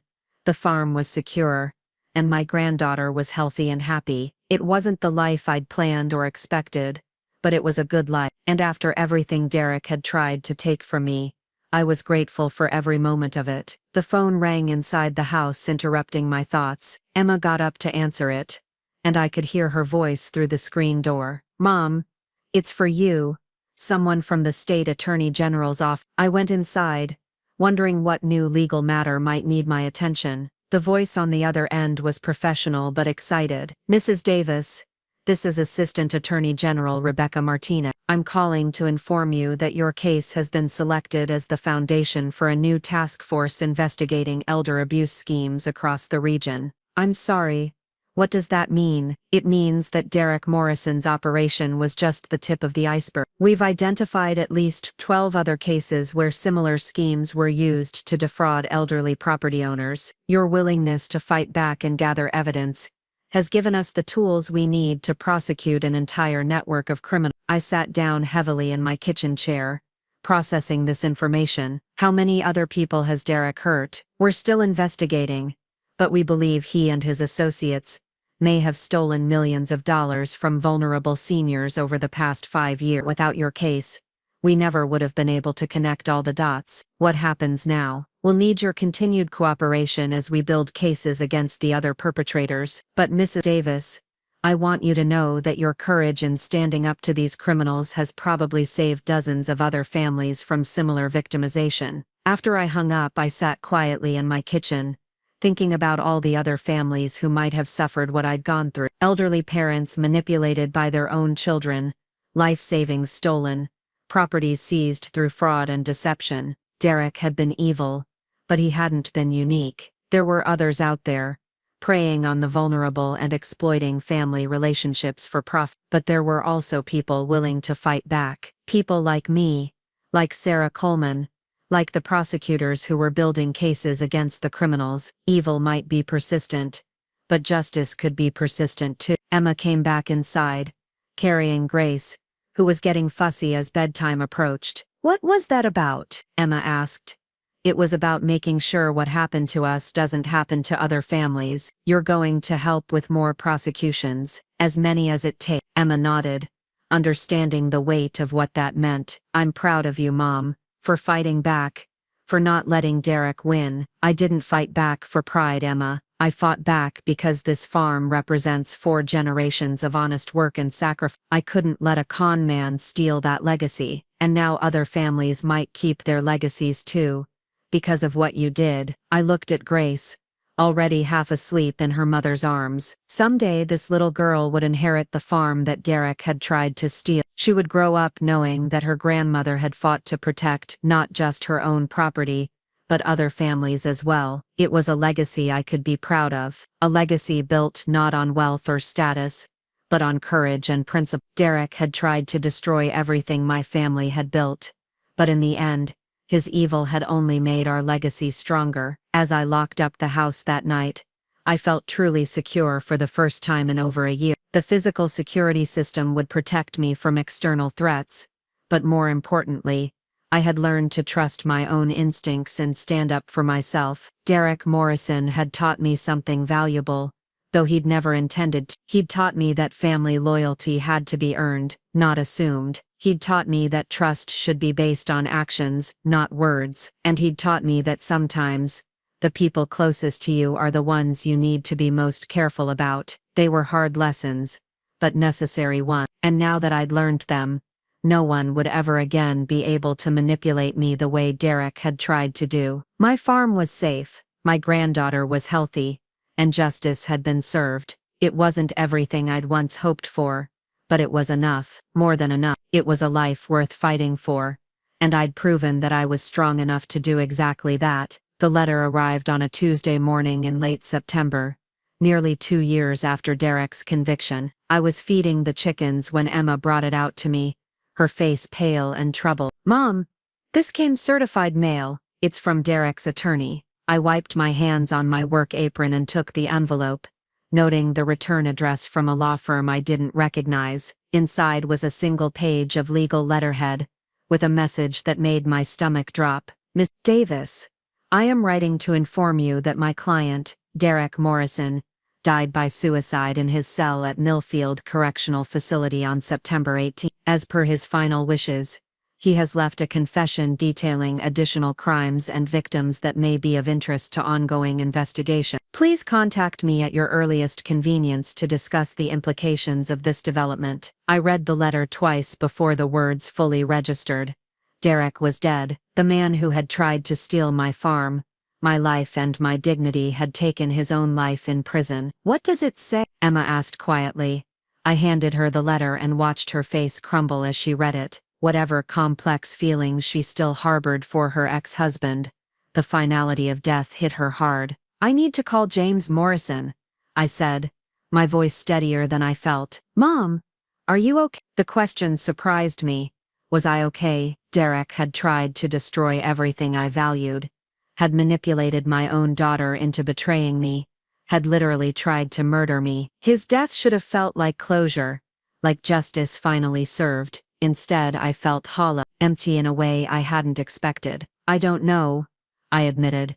"I think I need some time to process this." James Morrison arrived at the farm that afternoon, along with Assistant Attorney General Rebecca Martinez, who had been overseeing the Elder Abuse Task Force. We sat in my living room while Grace played quietly with her toys in the corner, and Emma busied herself making coffee. "Ruth," Rebecca began, "Derek's confession is extensive. 27 pages detailing schemes involving 43 elderly victims across 6 states. The dollar amounts we're talking about exceed $12 million. I felt sick. $12 million stolen from how many families? 43 that we know of. But Derek's confession suggests there may be others we haven't identified yet. James leaned forward in his chair. "Ruth, this confession is going to break open the biggest elder abuse case in state history." Derek documented names, dates, bank account numbers, co-conspirators. He kept meticulous records. Why would he confess now? Why not during his trial? Rebecca and James exchanged glances. According to his attorney, Derek was facing retaliation from other inmates. Apparently, some of his victims had family members in the prison system. His life was in constant danger, so he killed himself rather than face the consequences of what he'd done. It appears that way. But Ruth, his confession also clears up some mysteries about your own case, things we never fully understood. Such as, Rebecca pulled out a folder thick with documents. Derek admits that he targeted you specifically because of your farm's location and value. He spent months researching your family, your financial situation, even Emma's psychological profile to determine how best to manipulate both of you. The clinical nature of it made me feel sick. Derek hadn't stumbled into a scheme to steal my farm. He'd methodically planned it like a military operation. There's more, James added gently. Derek confesses that he married Emma specifically to gain access to you and your property. He admits that he never loved her, that the entire relationship was part of his plan. I looked over at Emma, who had gone very still by the coffee maker. She'd heard every word, and the pain on her face was devastating. Emma, I said softly, but she held up a hand to stop me. I'm fine, Mom.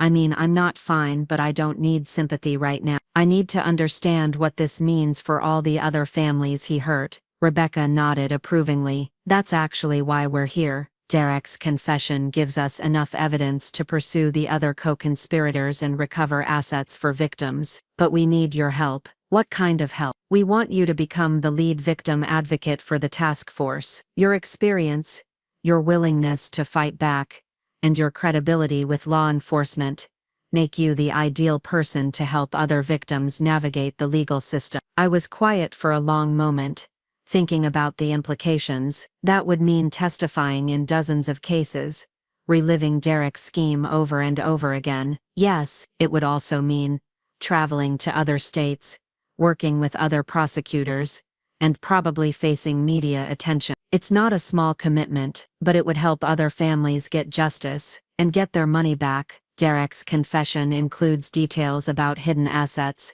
offshore accounts, and property purchases made with stolen funds. We're talking about returning millions of dollars to victims who thought they'd never see their money again. Emma surprised me by speaking up.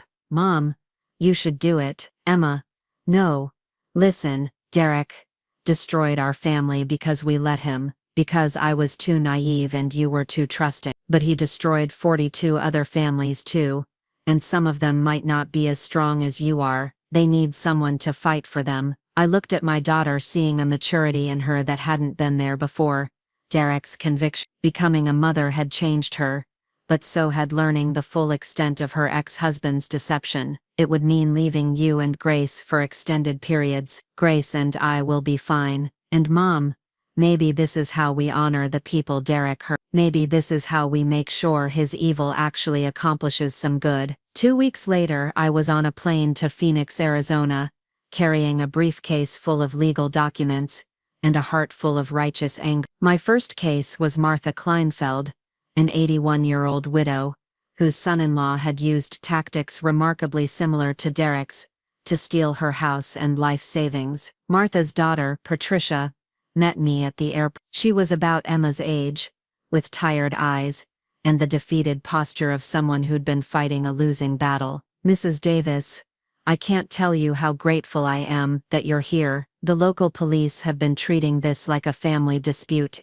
instead of a crime. Tell me everything, I said, as we drove toward Martha's nursing home. The story was heartbreakingly familiar. Patricia's husband, David Chen, had convinced Martha that she was becoming forgetful and needed help managing her finances. He'd gradually taken control of her accounts, sold her house without her knowledge, and had her committed to a care facility when she tried to resist. The worst part, Patricia said, is that David convinced me it was for the best. He showed me financial records that made it look like Mom was making dangerous mistakes with money. I actually helped him get guardianship. Did you ever talk to your mother directly about her concerns? David said it would only upset her more. He said she was in denial about her condition. Patricia's voice broke.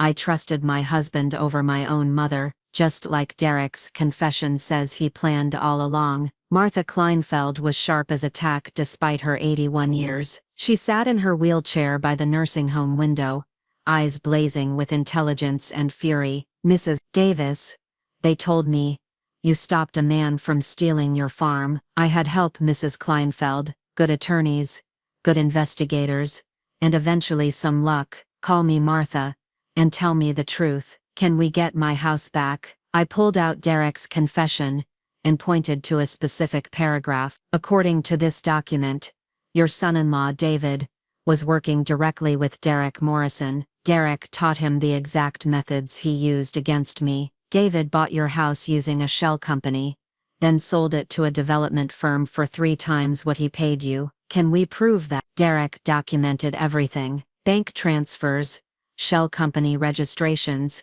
even recorded phone conversations, where David admits to falsifying your mental health evaluations. Martha's eyes filled with tears, but they weren't tears of sadness, they were tears of rage. That bastard stole my grandmother's china, my husband's war medals, 50 years of family photos. He cleaned out everything and told Patricia I donated it all to charity because I was confused. We're going to get it back, Martha, all of it. The Phoenix case took 3 months to resolve, but it was worth every day. David Chen was arrested for elder abuse, fraud, and conspiracy. The shell company he'd used to buy Martha's house was dissolved, and the property was returned to her. More importantly, we recovered nearly $400,000 in stolen assets. Martha moved back into her house on a crisp December morning, with Patricia by her side. The two women had reconciled during the legal process, both recognizing how David had manipulated their relationship. "Mrs. Davis," Martha said, as we stood in her kitchen, "I want you to know that what you did for me goes beyond getting my house back. You gave me my dignity again. You proved I wasn't crazy or incompetent. You never were, Martha. David just wanted people to think you." "Are you going to help other families too?" "As many as I can." From Phoenix, I traveled to Denver, then to Atlanta, then to Portland. Each case had its own unique details, but the pattern was always the same. A trusted family member or caregiver gradually assumed control over an elderly person's finances, isolated them from support systems, and then systematically stole everything of value. Some victims had been left homeless, others had been committed to substandard care facilities, where they were medicated into compliance. A few had died before we could help them, their life savings already transferred to offshore accounts. But Derek's confession gave us the roadmap to recover stolen assets and prosecute the perpetrators. More importantly, it gave us credibility with law enforcement agencies that had previously dismissed these cases as family disputes. By the following spring, our task force had recovered over $8 million for victims and secured convictions against 23 criminals. The media attention was intense, with news outlets calling it the largest elder abuse prosecution in American history. I found myself giving interviews on national television, speaking at conferences about elder abuse prevention, and consulting with legislators about strengthening protection laws. It wasn't a role I'd ever imagined for myself, but it felt like important work. The personal cost was significant. I was away from home 2 weeks out of every month, living out of hotel rooms, and eating restaurant food. I missed watching Grace take her first real steps, missed her first words, missed the daily routines that had grounded me for decades. But Emma was right, that Grace, and she would be fine. Emma had matured into a responsible single mother, working full-time at the feed store, and taking business classes at the community college. She managed the farm's day-to-day operations during my absences, proving that she'd inherited more of my practical sense than I'd realized. "Mom," she said during one of my brief returns home, "I've been thinking about something." "What's that?" "I want to go to law school." I looked up from the financial reports I was reviewing. "Law school? I want to help families like ours. I understand how these scams work from the inside.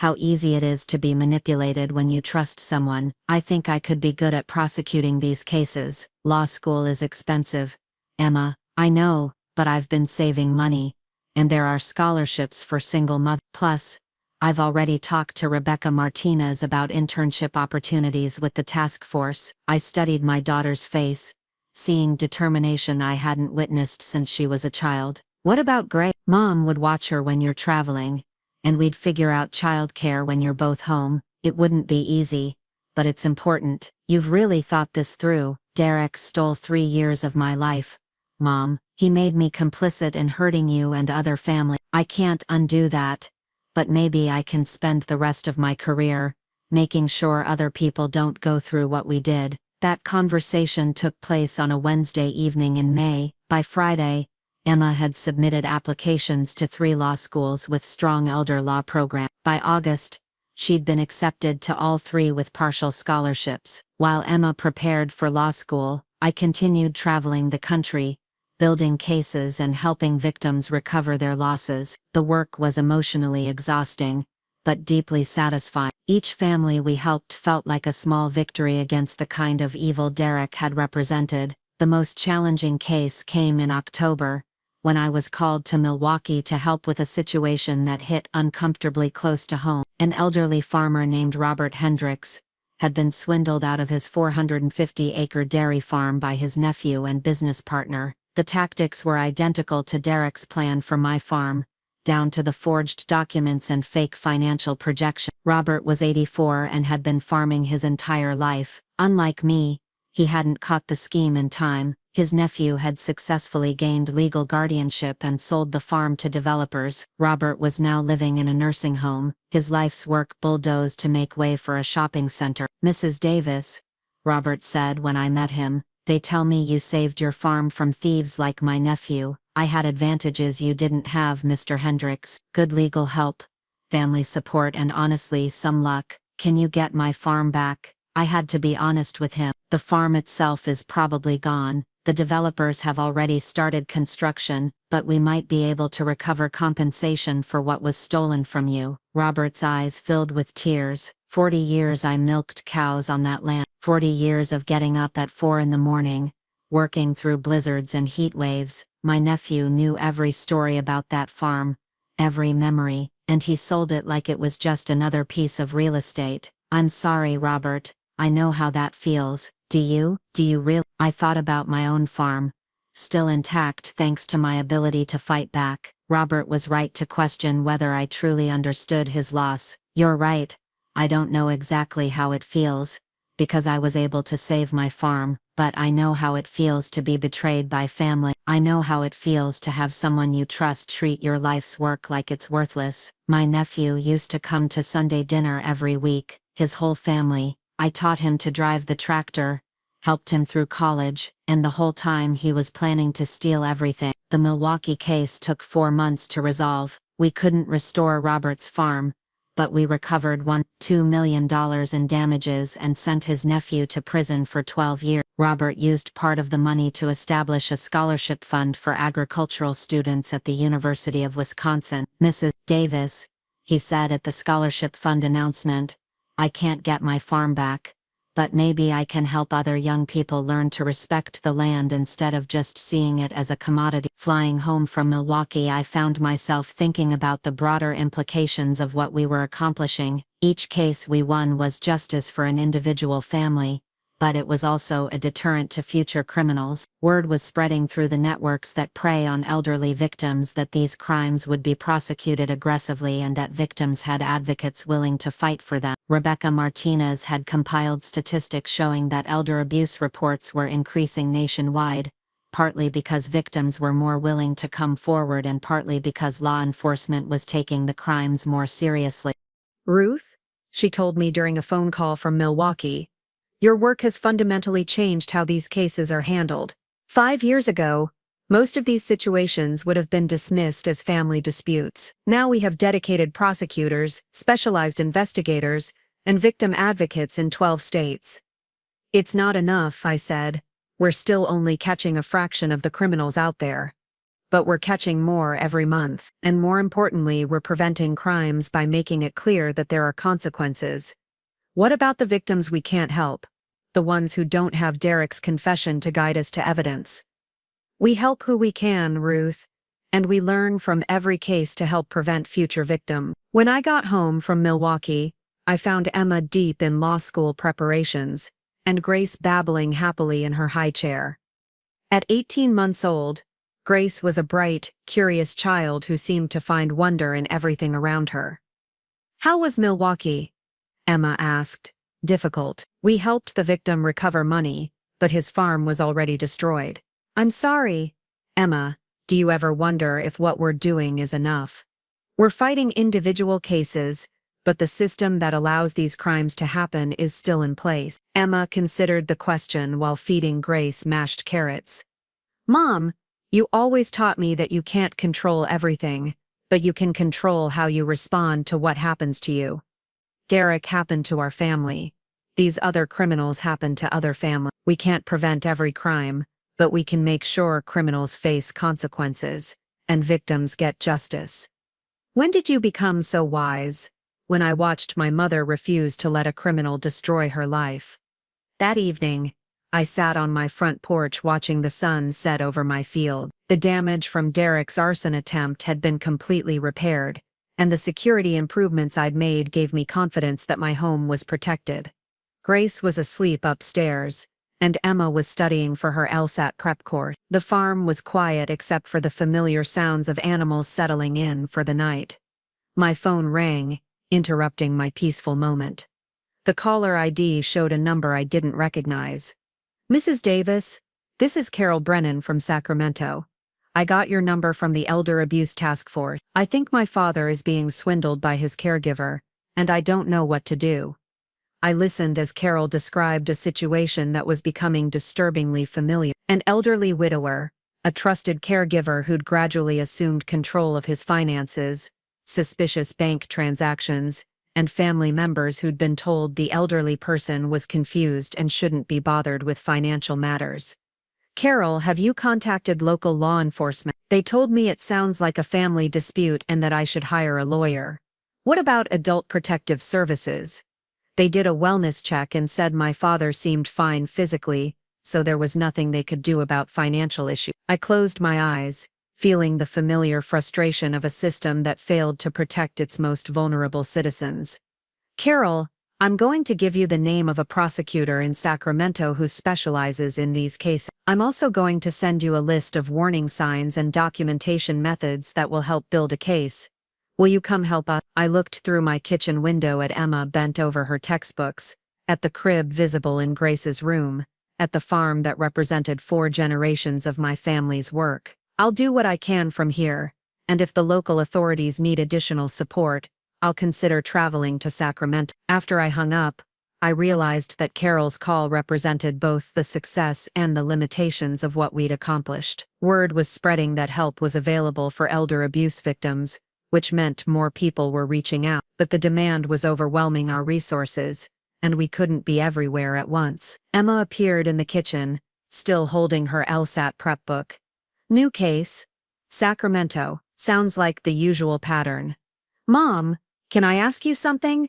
Of course. Do you think Derek would have stopped if he'd succeeded with our farm, or would he have just moved on to other victims? I thought about Derek's confession, about the methodical way he'd targeted dozens of families, about the clinical precision with which he'd destroyed lives. He would have kept going until someone stopped him. Then what we're doing isn't just about getting justice for past victims, it's about preventing future ones. That's the hope. Emma sat down across from me at the kitchen table. Mom, I've been thinking about my thesis topic for law school. You haven't even started law school yet.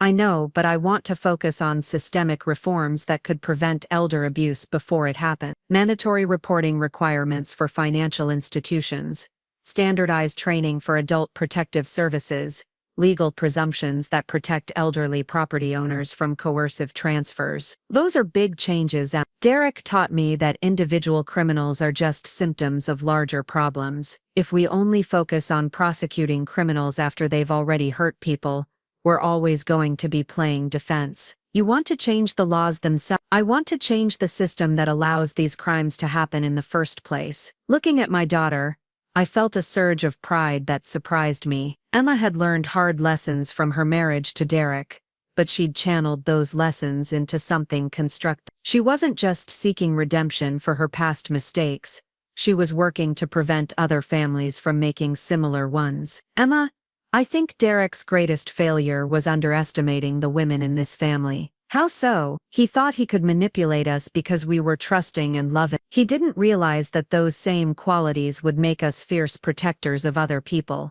Emma smiled, the first genuine smile I'd seen from her in months. Derek created his own worst enemies. Yes, he did. That night, I lay in bed, thinking about the strange turns my life had taken. 2 years ago, I'd been a simple farmer, content to work my land and live quietly. Derek's betrayal had forced me to become something I'd never planned to be, an advocate, a prosecutor, a voice for victims who couldn't speak for themselves. It wasn't the life I'd chosen, but it was the life Derek's evil had made necessary, and surprisingly, it was a life I found meaningful in ways I hadn't expected. The phone rang again, this time showing Rebecca Martinez's number. "Ruth, I'm sorry to call so late, but I have news. The Department of Justice wants to create a national elder abuse task force, and they want you to head it up." I sat up in bed, fully awake now. National, federal jurisdiction, unlimited resources, the ability to pursue cases across state lines. Ruth, this would be the culmination of everything we've been working toward. What would it mean practically? It would mean moving to Washington, at least part-time. It would mean congressional testimony, policy development, international cooperation on cases involving overseas assets. It would be a huge commitment. I need to think about it.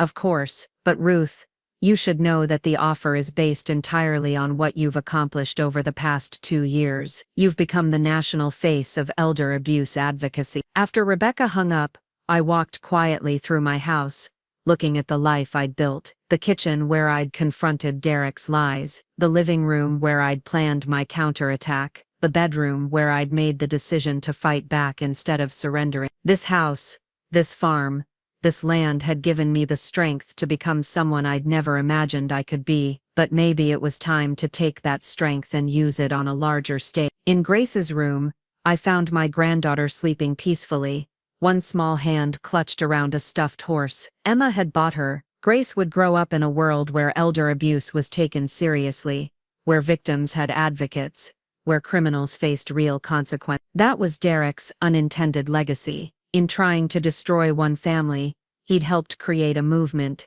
that would protect thousands of others. Emma appeared in the doorway, having heard me moving around. "Everything okay? The Department of Justice wants me to head a national elder abuse task force." Emma's eyes widened. "Mom, that's incredible. It would mean moving to Washington. Then you should do it.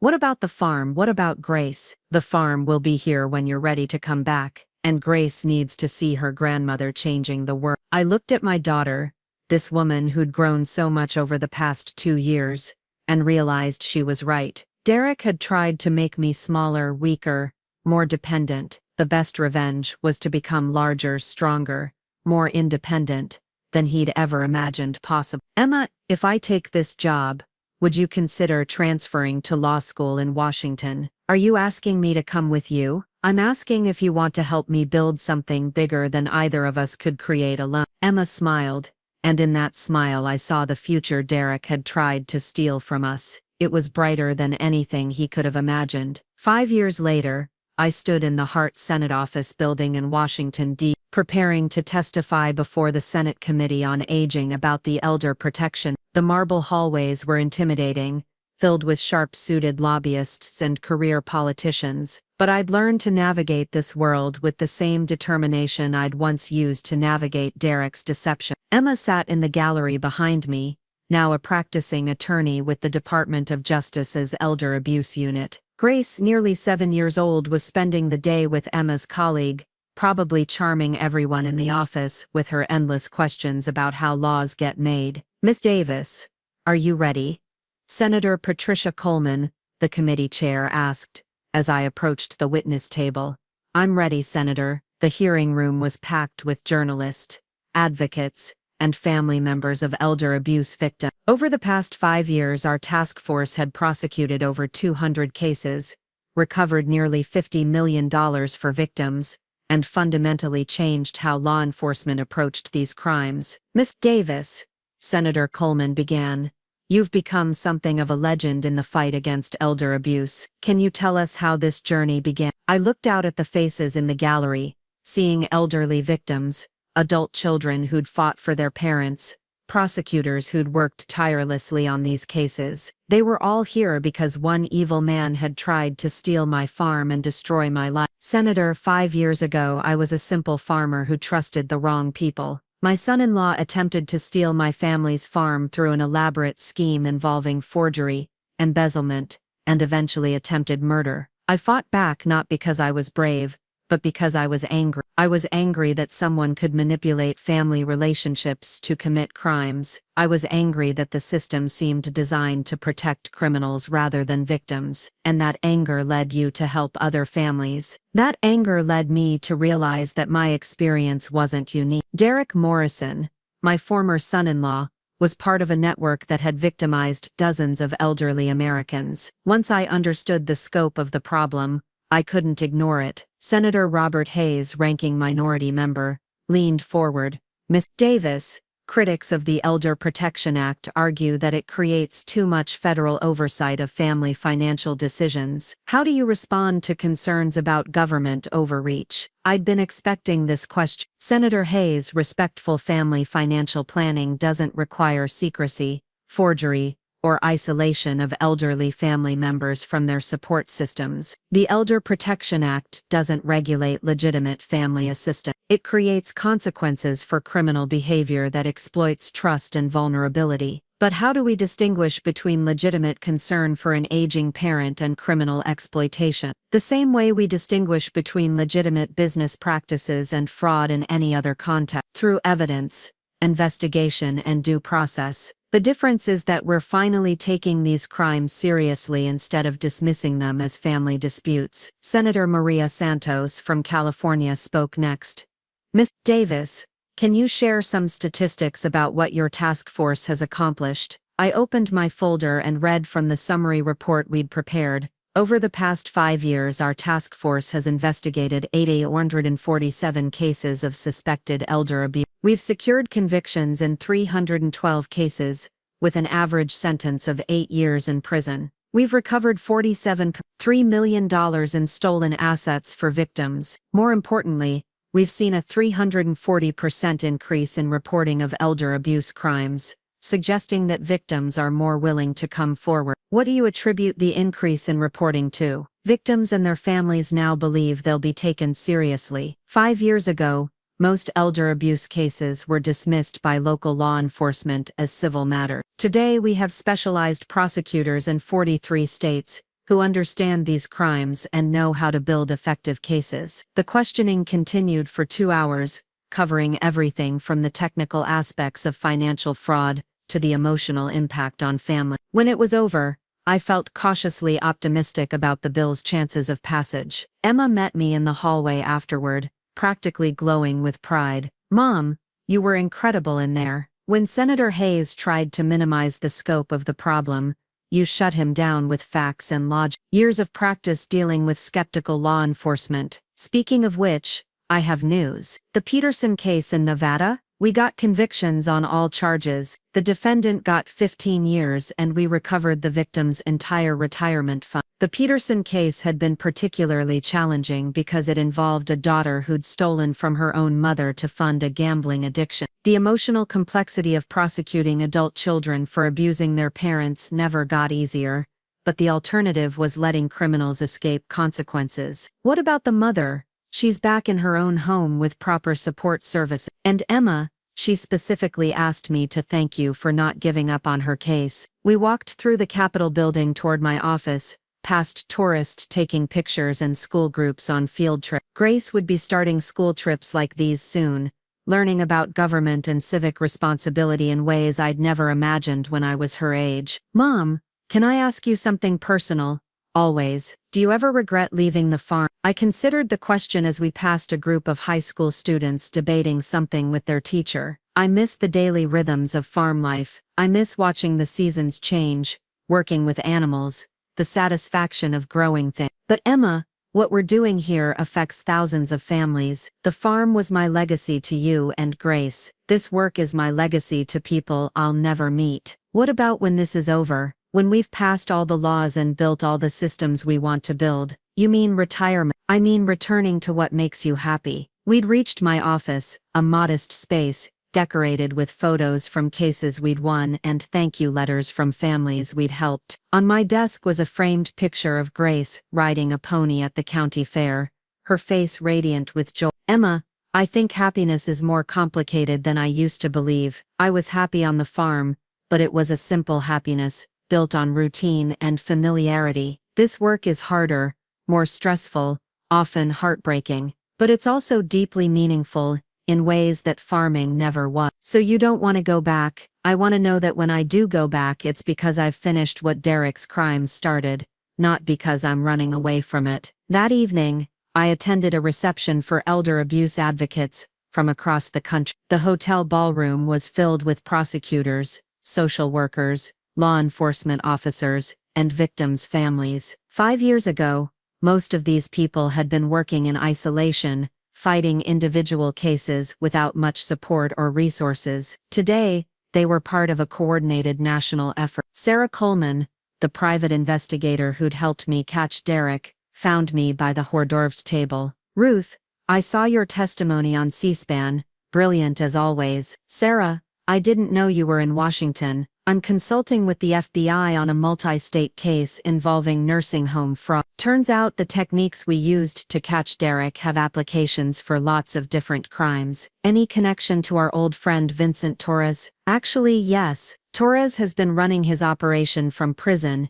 using family members and associates on the outside. We're building a RICO case that should shut down his entire network." Even from prison, Vincent Torres was still trying to steal from elderly victims, but now we had the tools and experience to stop him. "Sarah, do you ever think about what would have happened if I'd signed Derek's paper? If I'd just given up the farm and trusted him?" "You mean besides the fact that you'd probably be dead by now?" The blunt assessment was jarring, but accurate. Derek's plan had ultimately included murdering me to complete his theft. I mean the broader implication. All the families we've helped. All the systems we've changed. "Ruth, you can't think about it that way. You didn't choose to become a victim of elder abuse. You chose to fight back when it happened. Everything else follows from that choice." But if Derek had been a better criminal, if he'd succeeded, then he would have moved on to other victims, and eventually someone else would have stopped him. Evil always creates its own opposition,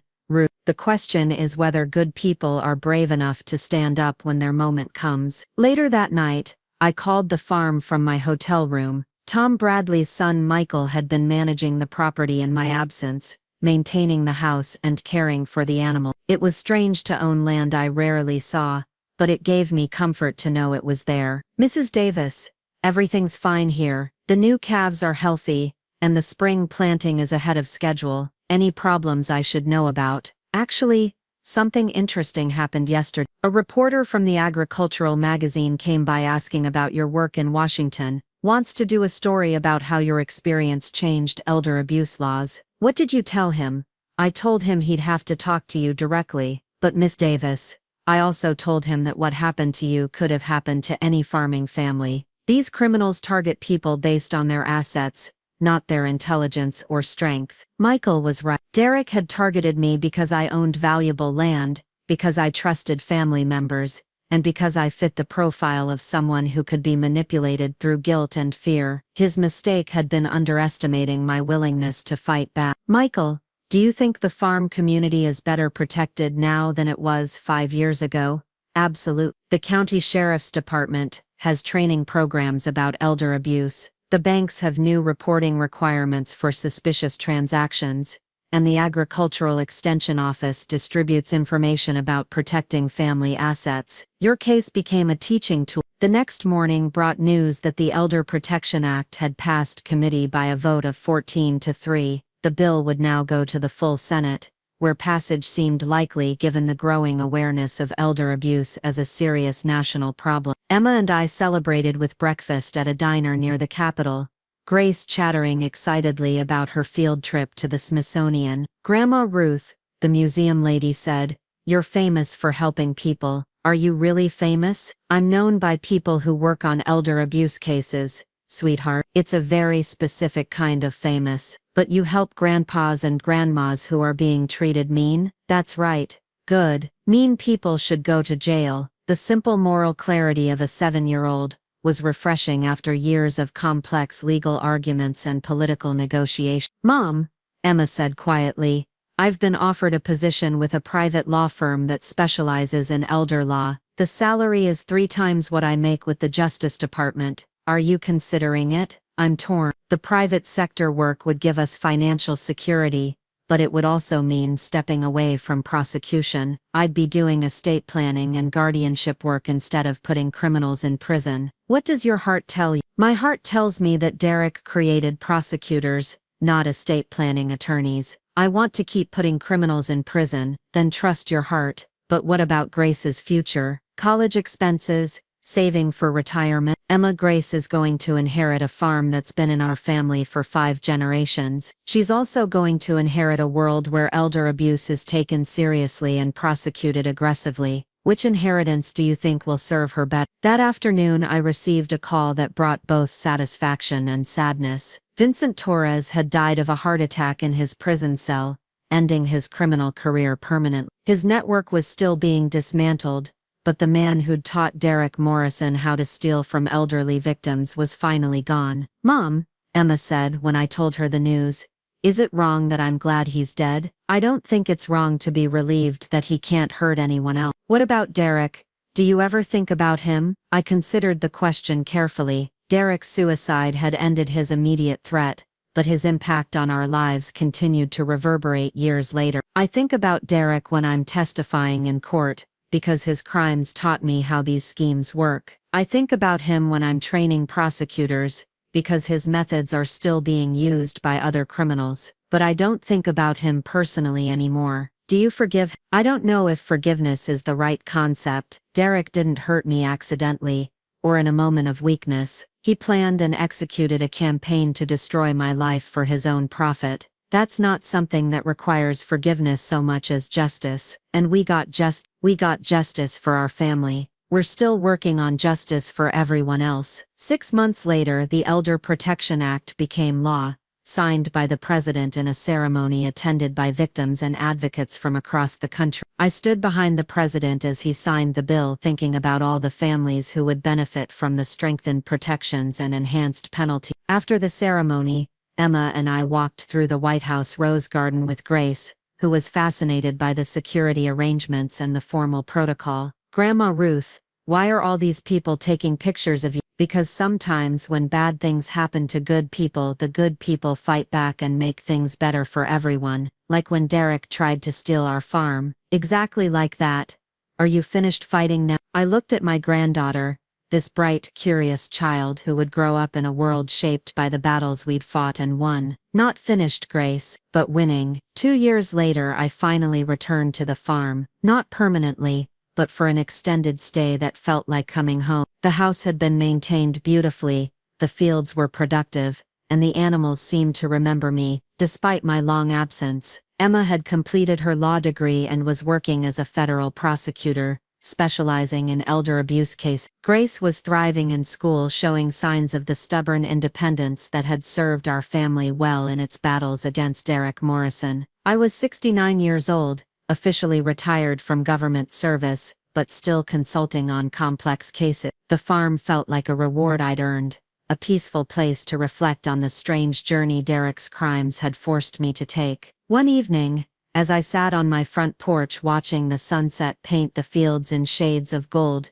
my phone rang. The caller was a woman named Jennifer Walsh from Oregon, whose voice was shaking with anger and fear. "Mrs. Davis, I got your number from the elder abuse hotline. I think my stepfather is trying to steal my mother's house, and no one will listen to me." I listened to Jennifer's story, hearing familiar patterns of manipulation, financial control, and family division. Her stepfather was using tactics I'd seen dozens of times, refined and perfected by criminals who'd learned from Derek Morrison's confession. "Jennifer, have you documented any of these financial irregularities?" "I've tried, but my stepfather has convinced my mother that I'm just being jealous and greedy. She won't talk to me about money anymore." "What about local law enforcement?" "They said it sounds like a family dispute, and told me to hire a lawyer." I closed my eyes, feeling the familiar frustration of a system that still failed too many victims despite all our reforms. "Jennifer, I'm going to give you the name of a prosecutor in Portland who understands these cases. I'm also going to put you in touch with a private investigator who can help document what's happening. Will you help us directly?" I looked out at my fields,